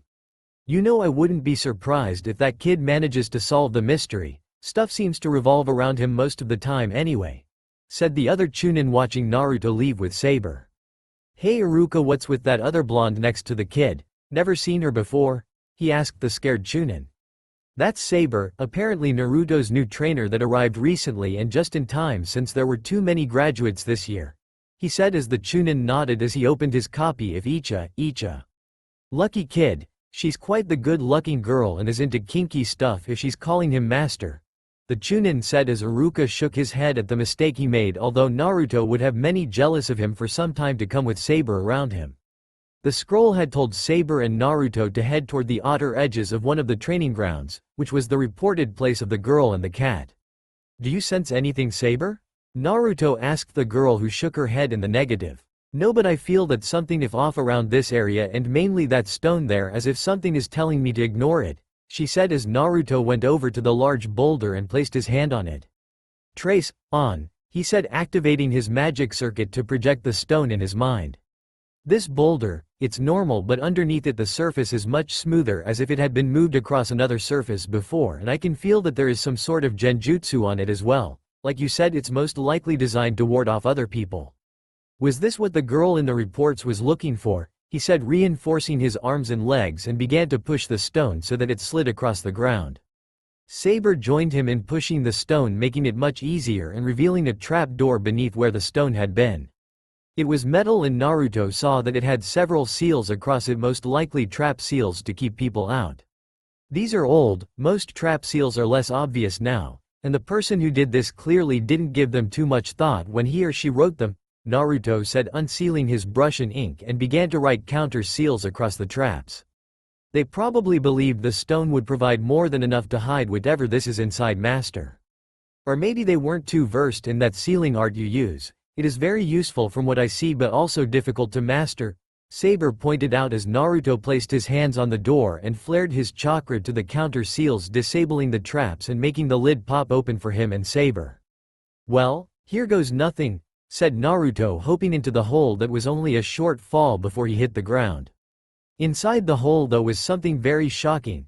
Saber, get down here, he called as the servant dropped down, her sword drawn out in case there was any danger for her master. Master, is that? Asked a shocked Saber as the two blondes saw in front of them a young girl that was encased in what appeared to be a large glass tube. She was blonde, had short hair, shorter than Saber's though. She appeared to be the same age as the female blonde, but what was shocking was that she was submerged in water, with a breathing mask, and was completely naked in the tube. Saber, could you head back to the house with a clone and see about getting some clothes for this girl while I try and figure out who she is or why she is here? He asked as the girl gave a small nod, and Naruto created a few clones to looking at the books across the room and one to follow Saber home. When they left, Naruto walked up to the glass and put his hand over the name tag fixed to it, Test Subject 167. Whoever you are, I'll get you out of here soon, he said before he felt a presence behind him and pulled a kunai out and went to swing, only to stop as he faced a young girl. The girl had long blue hair that was tied at the top with a black ribbon that matched her black dress. Her face showed no emotion, nor did her deep red eyes. After staring at the girl for a moment, "You're the girl everyone saw, aren't you, and most likely the cat as well?" The girl only gave a small nod. She walked over and gestured him to kneel down as he was a bit taller than her, to which she then pressed her forehead to his. "My name is Len, thank you for moving the stone. I have been trying to gain access to Arcude-sama for some time," a voice said in Naruto's head. "Arukuid, is that the girl's name?" Again Len nodded to Naruto. "I am Arcude's familiar. We were separated some time ago by something that smelled of snakes. I was able to find her, but I couldn't reach her, and I was unable to get help from others around here. I tried to lead them, but none were able to see past the illusion on the stone." Uzumaki Naruto, Len said in his mind. "You know me?" She shook her head at his question. "No, but I saw you summon your servant the other night and refrained from revealing myself in hopes you took interest in the area." "Again, I thank you for this," she replied as Naruto nodded back at the girl. "You said something that smelled of snakes took your master. Can you tell me anything else, Len?" he asked the girl, who nodded. "I remember that Arcude-sama entered this village looking for someone but got into a fight with the one smelling of snakes. I was only able to watch as she was caught off guard by a bespectacled boy with silver hair and knocked her out. Arcude-sama was tired at the time and hungry too, so her abilities were hampered. After that I did my best to track her but lost her when the two men sped up. It has been a few years since then, sadly." Len's voice seemed to give that Len had been trying to get to her master years without success. My servant is fetching clothes for you, master. Is it all right if we let her out? Naruto asked as Len shook her head. Wait for your servant. Arcude-sama is stronger than you, even with that other power inside you. Forgive me, but your mind gives way to reveal that presence, said Len as Naruto nodded, believing the small girl but not feeling threatened by her knowledge at the moment. I see. I ask you not spread that information is rather personal, Len-san, Naruto told her, receiving a nod. Not long later, Saber returned with a small selection of clothes, as did the clone. She was surprised to find her master now with small black cat on his shoulder. Master, who is that on your shoulder? Is that the cat from the mission report? Saber asked as the clone dispelled. Yes, her name is Len, the familiar of the girl in the tube. She told me that her name is Arcude. I was waiting for you to return before I release her. Looking at the clone's memories, I can see she was right. The person who captured Arcude was using her as a basis for certain research in the field of immortality. This may end up being something more than a D rank anyway. Let's get to business, said Naruto, walking onto the tube's controls and pulling a lever that began draining the water from inside of the tube. The girl Arcude slowly let her eyes flutter, revealing another pair of red eyes like Len, only hers being slitted.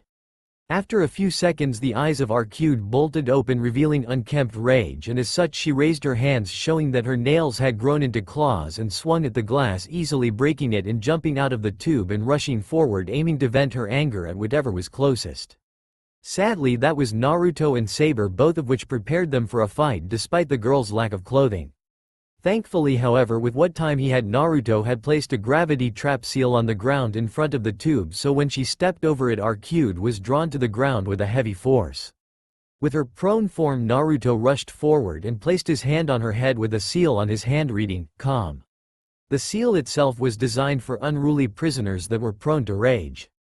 The seal lowered their anger levels by subtly affecting their brains to stop releasing the chemicals that spread around with rage. It was a seal crafted by the Yamanaka, which Naruto had found among the seal books he had read in the library. When Arcude's body stopped thrashing about, Naruto took his hand from her head and released the seal from under her before putting a shirt of his mother's over her to give her decency. Saber, we're taking her back to the manor. We'll need to speak with Len and Arukuid before we report this, all right? Naruto told her, sweating slightly due to the fact the amount of chakra he had needed to both calm and restrain Arcude was hellishly a lot more than he had ever expected. Literally, the force he put down on her could crack bones, but she was still trashing about. Whoever this girl is, I never want to fight her full out. I die in an instant, Naruto thought as Saber scooped up Arukuid in her arms and he helped Len as they jumped out the hole, covering it back up so they could get back to it later. When they got back to the mansion, Saber laid Arcude on his bed and put the sheet over her until she would wake up. So Len, just who is Arcude? When I was holding her down with my seal, it took a lot more strength than I would have expected from someone who had been in captivity for a few years, asked Naruto to the cat who leaned her head in his. Arcude-sama is a very powerful being, although I am surprised that you were indeed able to hold her down with that power seal of yours. I would like to betray the trust she had given me by not telling. I ask that you ask her when she wakes, Naruto, she said mentally to him, while Saber looked slightly confused looking at her master. Master, why are you asking that cat a question? Surely she can't answer you as cats don't speak, the servant asked, perplexed. Len is able to speak with me mentally. I believe she needs to have her head on mine in order to do so.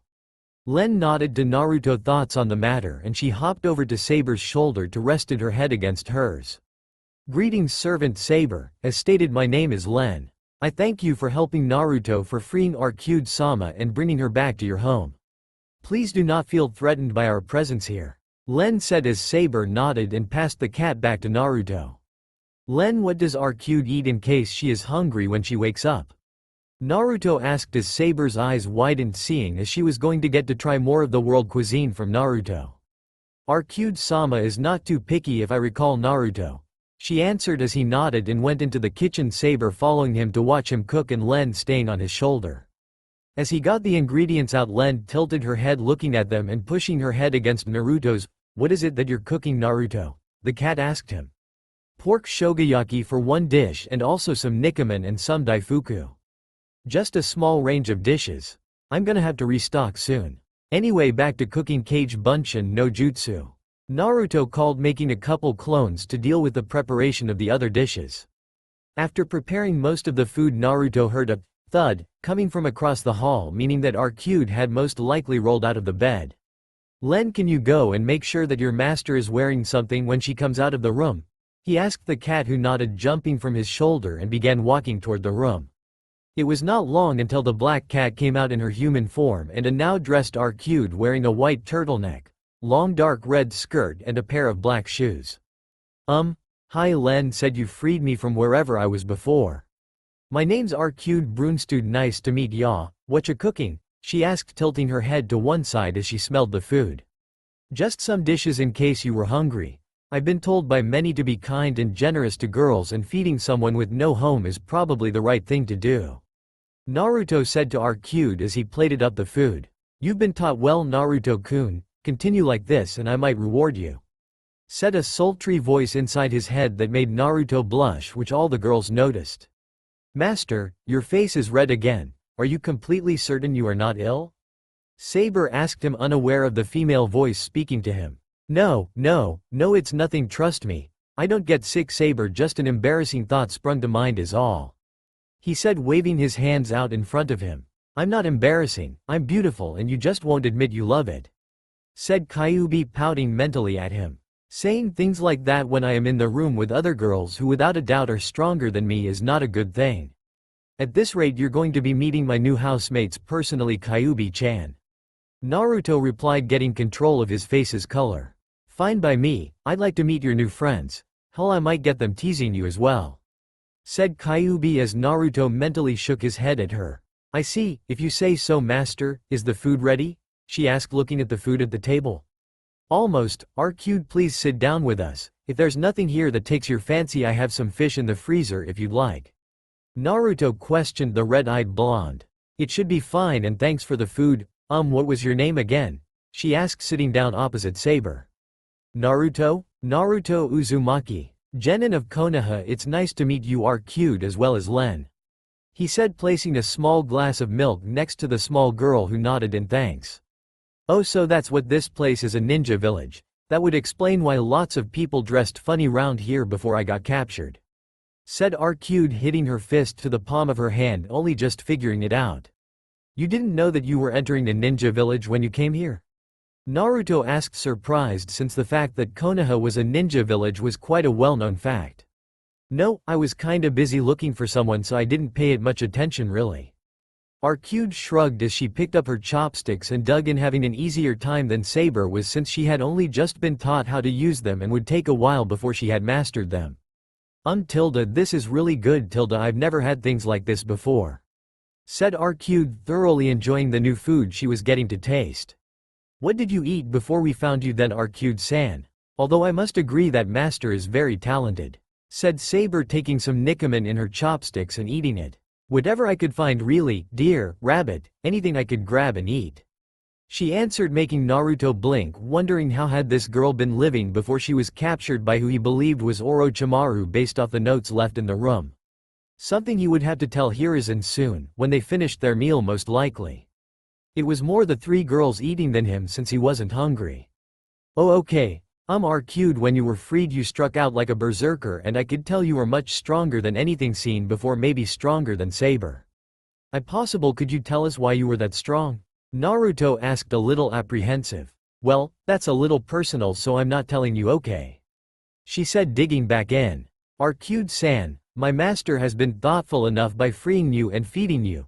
Surely informing him of your situation is only a small token of gratitude, said Saber, giving a stern look to Arcade. I didn't ask him to, besides I doubt a servant like you has revealed her true name. So nay, she said, sticking her tongue out at the servant, who went red in slight anger. She's a little childish, isn't she? Naruto asked Len, who nodded, sitting next to him at the table, who brought up her plate asking for seconds, which Naruto gladly obliged her. She leaned her head to his to talk. Arcade-sama has a complicated past, so she is the way she is because of it. Please do not think badly of her for not telling you, Len said as he nodded. Saber, don't force Arcade. She only just got out and we're strangers to her, so please calm down and finish your food. We still have to report this to the Hokage, I'll start writing the report now. Naruto said, taking out a black scroll and unsealing his brush and ink to begin writing. Saber let the issue drop, for now, but she wanted to ascertain the risk of having this other woman in the house. She could tell she was incredibly powerful, maybe even powerful enough to warrant the use of her noble phantasm. It wasn't long before the group of four arrived at the Hokage's office, offering a wave to the secretary, who was thankfully not an idiot like the last ones. She knew Naruto, as he had waited with her for Hiruzen's meetings to finish before letting him go inside. She was however surprised to see the two blonde girls and the small cat riding on Naruto's head. "You appear to have been busy, Naruto-kun," she said with a small giggle as Arcade gave a small friendly wave and Saber just nodding in greeting. "Oddly enough, I haven't. I've only just been on my first mission. I took the mystery black cat one," Naruto replied, seeing the secretary named Kimi raise her eyebrow. "Oh, guess you are just lucky like that. Although it's a little funny seeing three blondes in one group. I know that Saber-san is, but who is this new girl?" Kimi asked Naruto, who looked over to Arcade. "That's kinda what I want to inform Gigi about." "Kimi-san, is he free right now?" Naruto asked, not wanting to reveal too much in the open. "He'll be free in a moment, Naruto-kun. He's just finishing with an old teammate of his." Kimi replied as the doors opened and an old man covered eye bandages walking with a cane came out of the room. "I hope you take on my suggestions, Hiruzen. I assure you it would be for the better of Konoha," said the man as he turned to walk out, only to spot Naruto and the other girls. Naruto didn't like the man, who he remembered was named Danzo, the rival of Hiruzen for the position of Sandaime Hokage. Hiruzen had told him a few stories about his old friend and also just how different the two were in their approaches to handling the village. Naruto agreed with Hiruzen's methods, but not with Danzo's ideas of wanting to turn ninja into emotionless puppets who knew nothing but orders and death. As he walked past, Naruto felt the man's eye glare at him, almost in wanting something. Saber took note of as she stood in front of Naruto, wind swirling around her hand. Danzo just passed by the group, glancing his eye over Saber and Arcade, but mainly Naruto, and both girls saw him grip his cane tighter as Saber stood in front of him, blocking him from Naruto. As he made his way down the stairs, Naruto released the breath he didn't know he was holding as he walked inside of the Hokage's office. "Oh, Naruto-kun. What brings you here so early, and who is this young woman you have brought with you?" said Hiruzen, comfortably sitting at his desk, having now created Kage Bunshin to handle the paperwork. He wasn't telling anyone he had found the secret in case they tried to up his workload, and he could only make so many clones at his old age. "Well, Gigi, this is Arcade. I was doing a mission when I stumbled upon an old bunker, belonging to your old student, Orochimaru," Naruto said as Hiruzen's face went from happy to serious. "Here's my mission report. I brought it directly to you due to the sensitivity of the information," said Naruto, placing the scroll on Hiruzen's desk, to which he unrolled it and began reading fast. When he was done, he sighed, re-rolling the scroll. "Orochimaru, just how far have you fallen?" he muttered, remembering the mistake he made letting him run when he had the chance to stop him.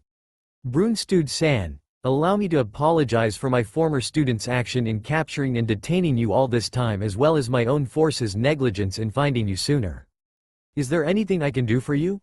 Hiruzen asked her. "Well, I kinda don't want anything. The only reason why I came here was to find someone, really. But is it alright if I stay with Naruto here? Since he was the one who freed me and fed me, I'd prefer if I could stay at his house since I have nowhere else to go." Arcade asked Hiruzen, who was surprised that the girls held for many years didn't want anything at all. "Well, if Naruto-kun thinks it's okay, I think that would be fine. But he won't always be in the village, Brunstude-san. He may be forced to leave the village for missions, being a genin now with Saber-san, which reminds me. Saber-san, please, if possible, could you wear this?" he said, offering a headband for her to wear so people would be aware she was from their village. She accepted it, wrapping it round her arm for the time being. "Well, I don't mind letting Arcade stay with me since I'd rather not let her and be homeless, but I also don't want to leave her on her own if I leave the village," Naruto said, scratching his chin in thought. "Then I'll simply go with you when you leave the village, their problem solved," Arcade said, clapping her hands together, making Hiruzen's sweat drop at her not seeing the issues in letting technically a civilian go on ninja missions was a minefield of complaints waiting to happen for the civilian council and trouble for him. "That could work actually," said Naruto, making Hiruzen give him a confused look, and seeing it, Naruto decided to elaborate. Well, with most teams being of 3 with a Jonin sensei, me being on a team with Saber and Arcade would make it so we are not at an unfair advantage that most teams would have. Saber's battle experience can counteract the need for the Jonin like I said before, but from what I can see Arcade is at no risk since I have a small grasp of her strength level and I can say she could easily beat most if not all Jonin level threats. Naruto said with his hand pointing in the air as if he was giving a lesson to Hiruzen. Yes, I see your point Naruto-kun, but how do we get by the red tape around making Brunstude-san a legal ninja without the council agreeing? The Hokage asked as Naruto just smirked. You're the Hokage and someone new to the village that is willing to join its ninja forces just so happens to find an available space with a recent undermanned team. Since it's a ninja issue the council have no say and I doubt the clan heads will pick up too much of a fuss. Naruto said as Hiruzen also grew a smirk seeing how the problem was easily solved thanks to a simple solution being given by Naruto. Indeed you are right. Will you accept this idea Brunstude-san? Asked Hiruzen pulling out another headband only to find the tall blonde asleep on her feet, a small bubble coming from her nose. Is she sleeping? The Hokage asked only for the bubble to pop at Arcade to put on a shocked face.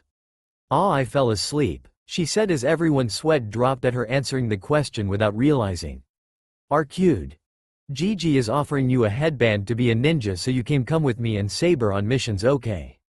Naruto said almost chuckling at her behavior thinking Shikamaru would love to learn how to fall asleep on his feet. Oh okay thanks old man, I won't let you down. She said with a small salute taking the headband making Hiruzen smile thinking this Arcade was a little like Naruto when he was much younger and he spent time with him. Good, wear it proudly Brunstude-san, and look after Naruto-kun. If he found you on his first mission that means he will only attract all sorts of things. The Hokage said as Arcade nodded picking up Naruto under his arms and hugging his head to her chest. I will, Naruto-kun is such a nice boy so I'll look after him, plus Len seems to like him already. She said making both the boy, old man and cat blush for their own reasons. When she let him down Hiruzen was smirking thinking what kind of book Jiraiya could write if he found Naruto, which did remind him that he should be meeting with the man pretty soon. Take care all 3 of you, and do your best out there. He said as the 3 began leaving before muttering, lucky blonde, oh well back to my book he. He said giggling as he pulled out an orange book from his desk. Nay, Naruto-kun, is there any way to get a different color for this cloth? I'm not too fond of black really? Arcade asked the blonde boy seeing how she had been given a black-clothed headband while Saber had here navy blue which she didn't mind as it matched her style of clothing. Not really, but we might be able to dye it at home if you have an idea of what color you'd prefer Arcade. Naruto replied to the girl's question walking toward the mission hall. He got there seeing Iruka and the other Chunin looking bored with one reading an orange book giggling into it. Wow, it must really be slow today. Naruto muttered getting the 2 ninjas' attention. Oh Naruto, you're back. I take you solved the mystery mission, and in record time thinking about it. Iruka said seeing the new girl who offered a small wave to the Chunin who did the same not usually being greeted as such. Yeah, I found little Len here but Gigi already has report but Arcade here joined our forces and is staying with me and Saber now. Anyway, can I get my payment for the mission and a few more missions since I'm going to need funds to feed 4 people in my house now? Naruto said as Iruka nodded passing him the payslip and 5 other D-rank scrolls. Well, looks like you have an all-blonde team now Naruto, hope the village can handle you all. If you finish these quickly enough I think I might take you for ramen since we can celebrate your new team at Ichiraku's. Said Iruka hoping that Naruto would be kind to his wallet. Naruto would but the other 2 were unknown as to how much they'd eat, poor Iruka. Sure, I'd like that. See you when we are done with these, Iruka-sensei. Naruto said grabbing the scrolls and leaving the room. Once outside he opened up the first scroll to which Arcade looked over his shoulder to see the contents. So what are we doing now Naruto-kun? Anything fun? She asked resting her chin on his shoulder. Just painting a house by the looks of it, but I can send clones that look like us for the mission while we go shopping just in case there's something you'd like to eat. Naruto said as he created several clones that then hinged themselves into the other 2 blondes and sped off toward their mission destinations after Naruto gave them their scrolls. Well, that's good, painting a house would be so boring, but what we do when we finish shopping I doubt it'll take long, she questioned tilting her head on his shoulder. Saber meanwhile was getting slightly annoyed with Arcude's invasion of her master's personal space. Len she could understand since the little cat girl clearly meant no harm. But it was Arcude's power that really bothered her most. Saber. Naruto's voice called, breaking the night from her thoughts only to see Naruto, Len and Arcude giving her a funny look. Are you alright? You were spacing out a bit? He asked, wondering what was on the servant's mind. Oh, nothing master, just idle thoughts, nothing to concern yourself with, but if I may, where exactly would we be shopping? Saber asked, hoping to divert attention from herself. Konoha has a decent shopping district with a lot of different products. Since the land is very fertile and has many different animals living inside, it means we don't have to import much produce-wise. Some shops are better than others for what's on offer since they may know the farmer or supplier. The only thing we import is fish from water country and high-quality metal from iron or Kumo, but mainly iron since Konoha and Kumo has had an unstable relationship due to an incident a few years back. Naruto said as Saber nodded, seeing how Konoha was a little similar to her own lands, not really having to import much except items that were not available to them.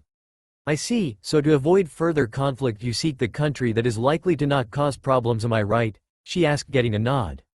Iron Country is neutral in the affairs of the shinobi village, so there is no problem in selling their metal to us. The only problem is the amount of time it takes for the iron to arrive here. If we ever improve our relations with Kumo, we would be likely to begin importing from them too. Have you dealt with the country's structure of imports and exports before, Saber? The knight nodded her head at the question. Indeed I have, master. In my lands I had an important job to do, so I made sure that proper action was taken to care for the country. But it's not only the land you need to worry about, she said as Naruto decided to continue for her.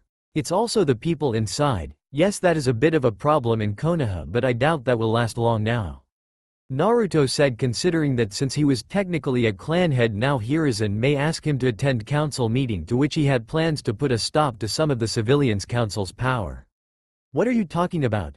Asked Arcude, looking confused, and Naruto swore there was a pair of cat ears on her head, but that was impossible, right? Oh, nothing, Arcude, just a little discussion over the village's infrastructure. But enough about that, let's get our food and maybe think of something fun to do, maybe a bit of training. Naruto said as he felt Arcude squeeze him against her chest from behind. Yay, I'm sure that'll be great, Naruto-kun, she said, making the boy go red in the cheeks, feeling the girl's developed body against his back.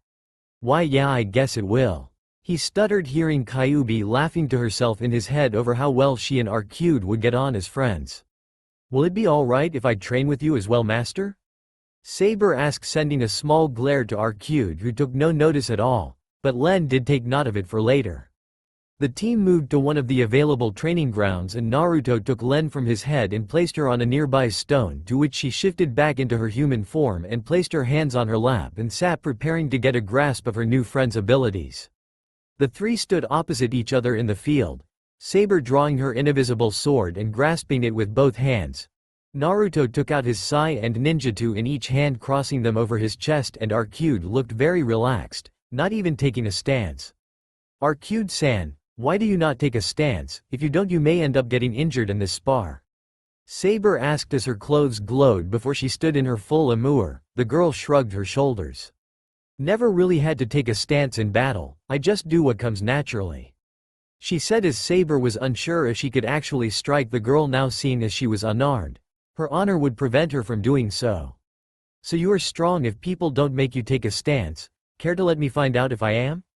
Naruto asked, rushing forward, twirling the blades in hand and thrusting his sai forward. Arcude moved her body to the side as if he was moving in slow motion before grabbing his arm and throwing Naruto to the side, and Naruto was not surprised by the strength she put into the throw. He spun in the air, righting himself so that his feet pressed against a nearby tree. Looked as though having his limbs reinforced was a useful idea for the start of the spar. Focusing, he pushed against the tree, breaking the bark as he sped forward and shooting toward Arcude again.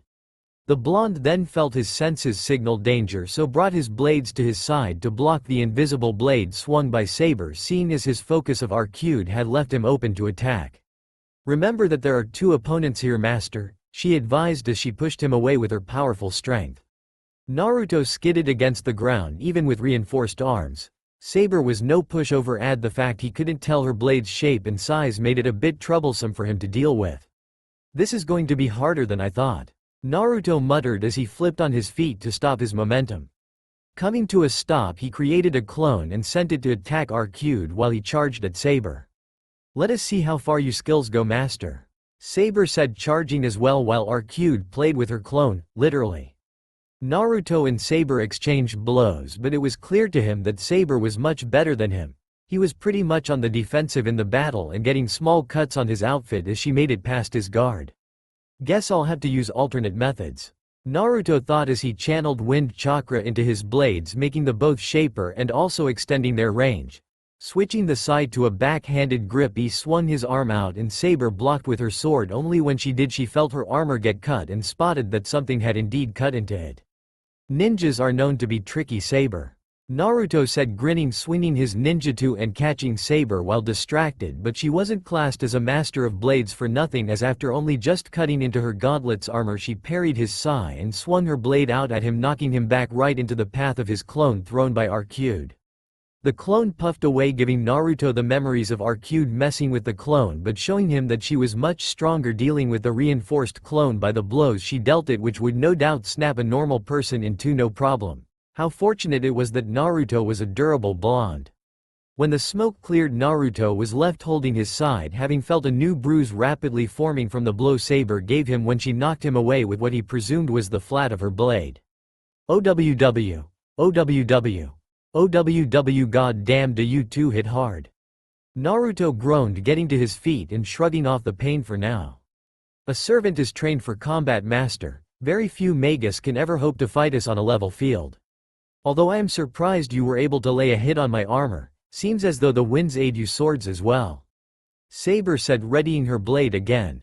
That was great, Naruto-kun. Can I have more? Used to fight, they're pretty fun to mess around with, said Arcude happily. Again Naruto felt like he saw a pair of cat ears but also a cattail wagging happily behind her. He'd need glasses if this kept up. Naruto created 10 clones for his re-entrance to the battle. Each were reinforced and had their blades channeling wind chakra to help their odds. The resulting battle didn't last long as Saber seemed adept at dealing with multiple foes at once, and now that she had seen that Naruto could extend his reach, adjusted her technique to battle them. Arcude meanwhile was decimating the clone, none of them really managing to get a decent hit on her, and if they did, it healed faster than even he could regenerate. Arcude at the end had simply flexed her hand out and cut through the clones in an instant while Saber cut all of the clones down. When the smoke had cleared, Naruto was laying on his back, a little tired of his heavy spar with his new teammates and friends. I guess this shows me I still have plenty room to improve in fighting and kenjutsu. I doubt using ninjutsu would have made much difference to either of them, as Saber's blade is something powerful and Arcude, they just wouldn't work on her, he thought as Saber came over faring her gauntleted hand.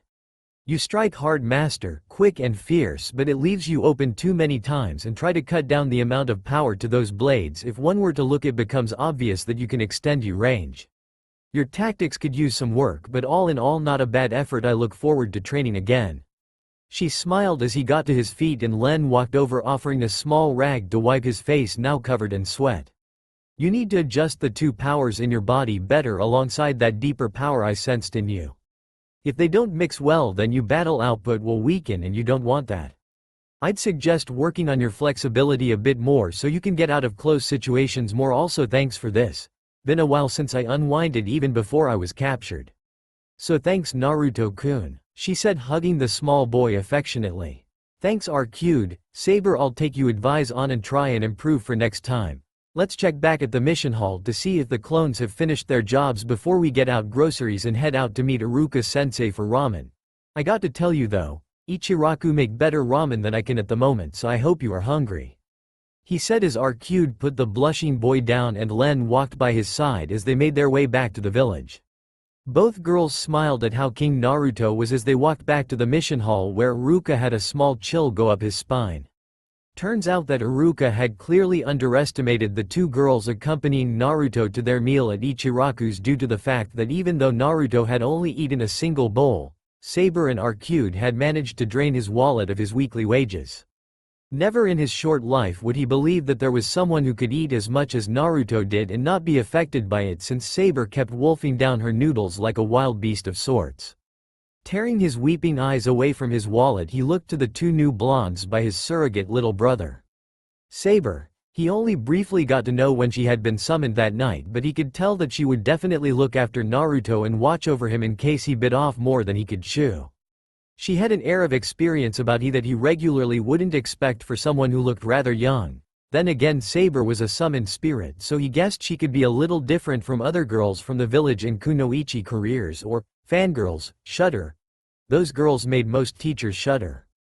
Turning his head, he saw that Naruto was now chatting with Arcude, a girl who had a small childlike quality to her that matched up with Naruto well. He knew Naruto didn't have the best of childhoods and he hadn't been the nicest of teachers when they first met, but as years rolled on he took a shine to the ball of light that was Naruto. Arcude had a charming quality about her but still had an air of experience like Saber. He only wished that Naruto had warned him about how much they could eat so he could have set a limit on the number of bowls they could eat at the stand. Tucci across the counter was smiling proudly at the money Naruto brought for him with his new friends.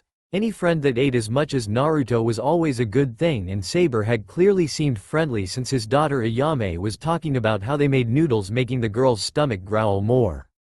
Naruto, I'm banning you from making me pay for meals anywhere from now on. Iruka said as Saber ordered a new bowl for herself, his eyes twitching as Saber just kept eating. No need to be like that, Iruka-sensei. I just forgot to tell you the rate Saber eats since I've not known her too long and Arcude has been asleep for some time. Besides, Len would be upset if my friends and she couldn't get to know my sensei more, isn't that right? Naruto said as Len glanced at Iruka, her eyes meeting his, tilting her head giving a small, meow. Iruka sighed as he reached over to pet the little black cat. Using a cute cat like that is evil, Naruto. Iruka said as Naruto and Arcude laughed a little. A little evil can go a long way. But Len is too adorable, so I'll need her help from time to time, no doubt. Plus I like her, she's very friendly. Naruto said as Len rubbed her cheek against his face affectionately. That she is a right side better than Tora. I pity all those new genin now. Iruka said, remembering the times he got stuck chasing the cat of the fire daimyo's wife, so many scratches. Naruto's cat, however, was much nicer and tamer. She had been sat on Naruto's head the entire time, apparently very comfily too, seeing how she seemed to snuggle into his hair. I'm good with most animals and I doubt Tora will be too much trouble, Iruka-sensei. Naruto said, pulling out his own wallet and leaving some notes for Saber's food which Iruka wouldn't be able to pay for. Anyway, thanks for tonight, Iruka-sensei. I'm glad you got to meet my new friends a little more and I'll see you tomorrow at the mission hall, okay? Naruto said, getting down from his stool. Ah, okay Naruto, get a good night's sleep so you'll be ready for your missions. Iruka chuckled, knowing that D-rank missions were glorified chores to establish teamwork and a way that the civilian council would be able to complain less. Yeah, I know, till next time Osan, Ayame-chan. Naruto waved to the chef and his daughter, who waved happily. See you soon, Naruto-kun, feel free to bring your friends back here soon. Ayame said, having had a nice chat with Saber. I hope it's real soon, the ramen was really yummy. Arcude said, having thoroughly enjoyed her meal at the ramen stand. She could see why Naruto probably liked it, but his cooking might have been a little better, as long as he didn't use garlic in anything. Thank you for the meal. Saber said, bowing respectfully. It was most delectable for my master and I look forward to talking with you some more, Ayame-san. Saber then turned to follow her two companions. They're really nice, a good couple of girls Naruto found there. Good eaters too, we made a good amount tonight. Tucci said while Iruka cried anime tears, knowing it was mostly his money used for the meal. One ramen eater was enough for his wallet, but now there was three. I'll be broke if Naruto doesn't pay for them all the time. The Chunin wept as Ayame patted his head. Don't worry, Iruka-kun. Naruto-kun is cooking for them already from what Saber-san told me. I'm glad we got him that cooking book a few years ago. It's good to see he has some culinary skill now. Even more that he's cooking for those two, it's cute really. Ayama giggled, seeing how both girls looked older but neither looked like they had any cooking talent if he was honest. Well, my wallet goes out to him then, feeding those two will be something, that's for sure. I never thought a girl would eat that much in one sitting and with a little less grace than expected from a girl as nice looking as her. He muttered as he felt Ayame scourge her fingers across his scalp. So does Iruka-kun have a crush on Naruto's new friend? Ayame asked with a gentle smile on her face. Ehehe, Ayame-chan, your nails are digging in. Iruka chuckled nervously as he hoped the waitress wouldn't maim him for his comment, as the two had been on a couple of dates without Naruto knowing, just so he wouldn't be put in the middle if there was a fallout. I have no idea what you mean, Iruka-kun. I'm merely massaging your head, which is apparently full of images of other nice-looking girls. Ayame still had a smile on her face, but it unnerved Iruka, who looked to her father, who had a look that said, "Sorry, but you're on your own." Iruka only hoped he could convince the girl that he didn't mean anything by his words. As the day drew to a close, the group of four made it back to the Namikaze mansion without much fuss, aside from a few curious glances over the group of blades walking through the street. It seemed as though his change in clothing had for the moment confused the villagers, who usually sneered at him, although with Len on his head sitting comfortably, it may have drew their eyes away from his face. Pushing the gates open and letting the girls in, he closed the gates behind him and activated the barrier surrounding the compound. Similar to a boundary field, it would let him know if someone had sneaked into his home. Only incredibly skilled masters of stealth would be able to sneak by unnoticed, but then there was Saber, Arcade, and himself to deal with, so it would be fine. Nay, Naruto-kun, can I try out the natural hot spring that's in the back end of the house tonight? Arcade asked as Naruto blinked in surprise. Where did you find the hot spring? I thought this place didn't have one. He said, a little confused over what the blonde was asking. I found it a little before we left. To be honest, I was looking for the bathroom so I could wash up. She admitted a little bashfully. Oh well, in that case go ahead, Arcade. Saber, you can join her if you want to. I'll just take a bath and wasp Len too, Naruto said as Arcade gave a nod, smiling, and began dragging Saber along. Come on Saber, time to try out the hot spring all for ourselves, Arcade said gleefully as Saber looked a little uncomfortable with the idea. Wait, Arcade-san. I have to remain by Master's side so that I don't leave him unprotected, she said, trying to get out of the girl's grip, which was very difficult due to the amount of strength Arcade had. He'll be fine. Naruto-kun has Len with him, plus unless you want to see him naked with me and you naked as well in the same place, then you can't be next to him. Arcade was still met with resistance from the female knight. Master doesn't need to concern himself with my body, it's for protecting him only, nothing more, Arcade-san. Arcade puffed her cheeks at how stubborn the girl was being. Mo Saber, don't be such a fuddly girl, just come with me to the springs. I bet you never even tried them before, have ya? Saber, hearing the girl, slowly shook her head and was honestly a little curious to what all the fuss was about. Back in her land, she was used to a simple bath before placing all her armor upon herself in preparation for maintaining her image. Have time to truly relax in a bath was a rare luxury for her, honestly. I guess I could try it to see what it is like, Saber muttered as Arcade pulled harder on her arm, now with little resistance, into the changing room so they could strip off and enter the warm spring. As they undressed, Saber couldn't help but feel a little self-conscious, as she had not really shared a bath with another woman aside from one that she viewed as a sister but that brought up some bad memories for her. There was also the fact that Arcade clearly had a more feminine body than she did, and she tried not to stare at her chest too much before looking down at her own. How she cursed that stupid bearded man for forcing her to never truly grow in her time. Once undressed, Saber and Arcade entered the bath. Saber admittedly a little more tentatively due to never trying it before. But once she had placed her leg in, she was all too happy to enter the bath and lay her back against the edge, letting the warm water soothe her muscles. So Saber, since Naruto-kun isn't here, care to tell me who you really are? Arcade asked the girls, resting her head against the edge of the spring. No, I cannot reveal who I am, Arcade-san. It is too risky to reveal who I am at the moment. One can never tell who is watching or listening, for that matter, Saber said, knowing that her true name would possibly lead to other learning of her weaknesses as a spirit. Oh right, fair enough then. I was curious though. Any chance of a clue then? Arcade asked, dunking her head for a moment before coming out and brushing her hair out her eyes. I'm afraid that not possible either. Any clue is dangerous. Even my blade's name could reveal the secret of my name. Saber, following her lead, released her hair from its braid and dunked her head in the warm water before swishing it around so it wouldn't stick on her face. Wow, Saber-san, your hair is nice. Reminds me a little of mine when it was longer. Arcade rubbed her hand at the end length of her hair, missing her original length and knowing it would be unable to grow back anytime soon. My hair is something I enjoyed taking care of since it was one of the few times I felt like the true me instead of what I was supposed to be. Saber said, a little bitter at remembering what the old bearded man had forced her into on her father's deathbed. And what were you supposed to be, Saber-san? Arcade asked curiously to the Gill, a little intrigued to what had annoyed the girl. No, it's nothing, just recalling an insufferable man from my past is all. But in short, I was at a time forced to be something I could never be, an illusion to many around me bar a few choice companions. How she missed her nights, but then again even they fell at the hands of her weakness during the shame of her greatest night. Meh, I'm sure you'll tell Naruto-kun all about it one way or another, Saber-san, after all he is your master. Arcade giggled, seeing how Naruto, a younger boy, was in charge of Saber, who was much stronger and wiser than him. Then again, so was she, stronger at least, plus he could cook too. Perhaps, but I hold no doubts that won't come for a while. But are you willing to share your own past since you have asked of mine, Arcade-san? The knight returned to the blonde, who tilted her head before giving a small smile.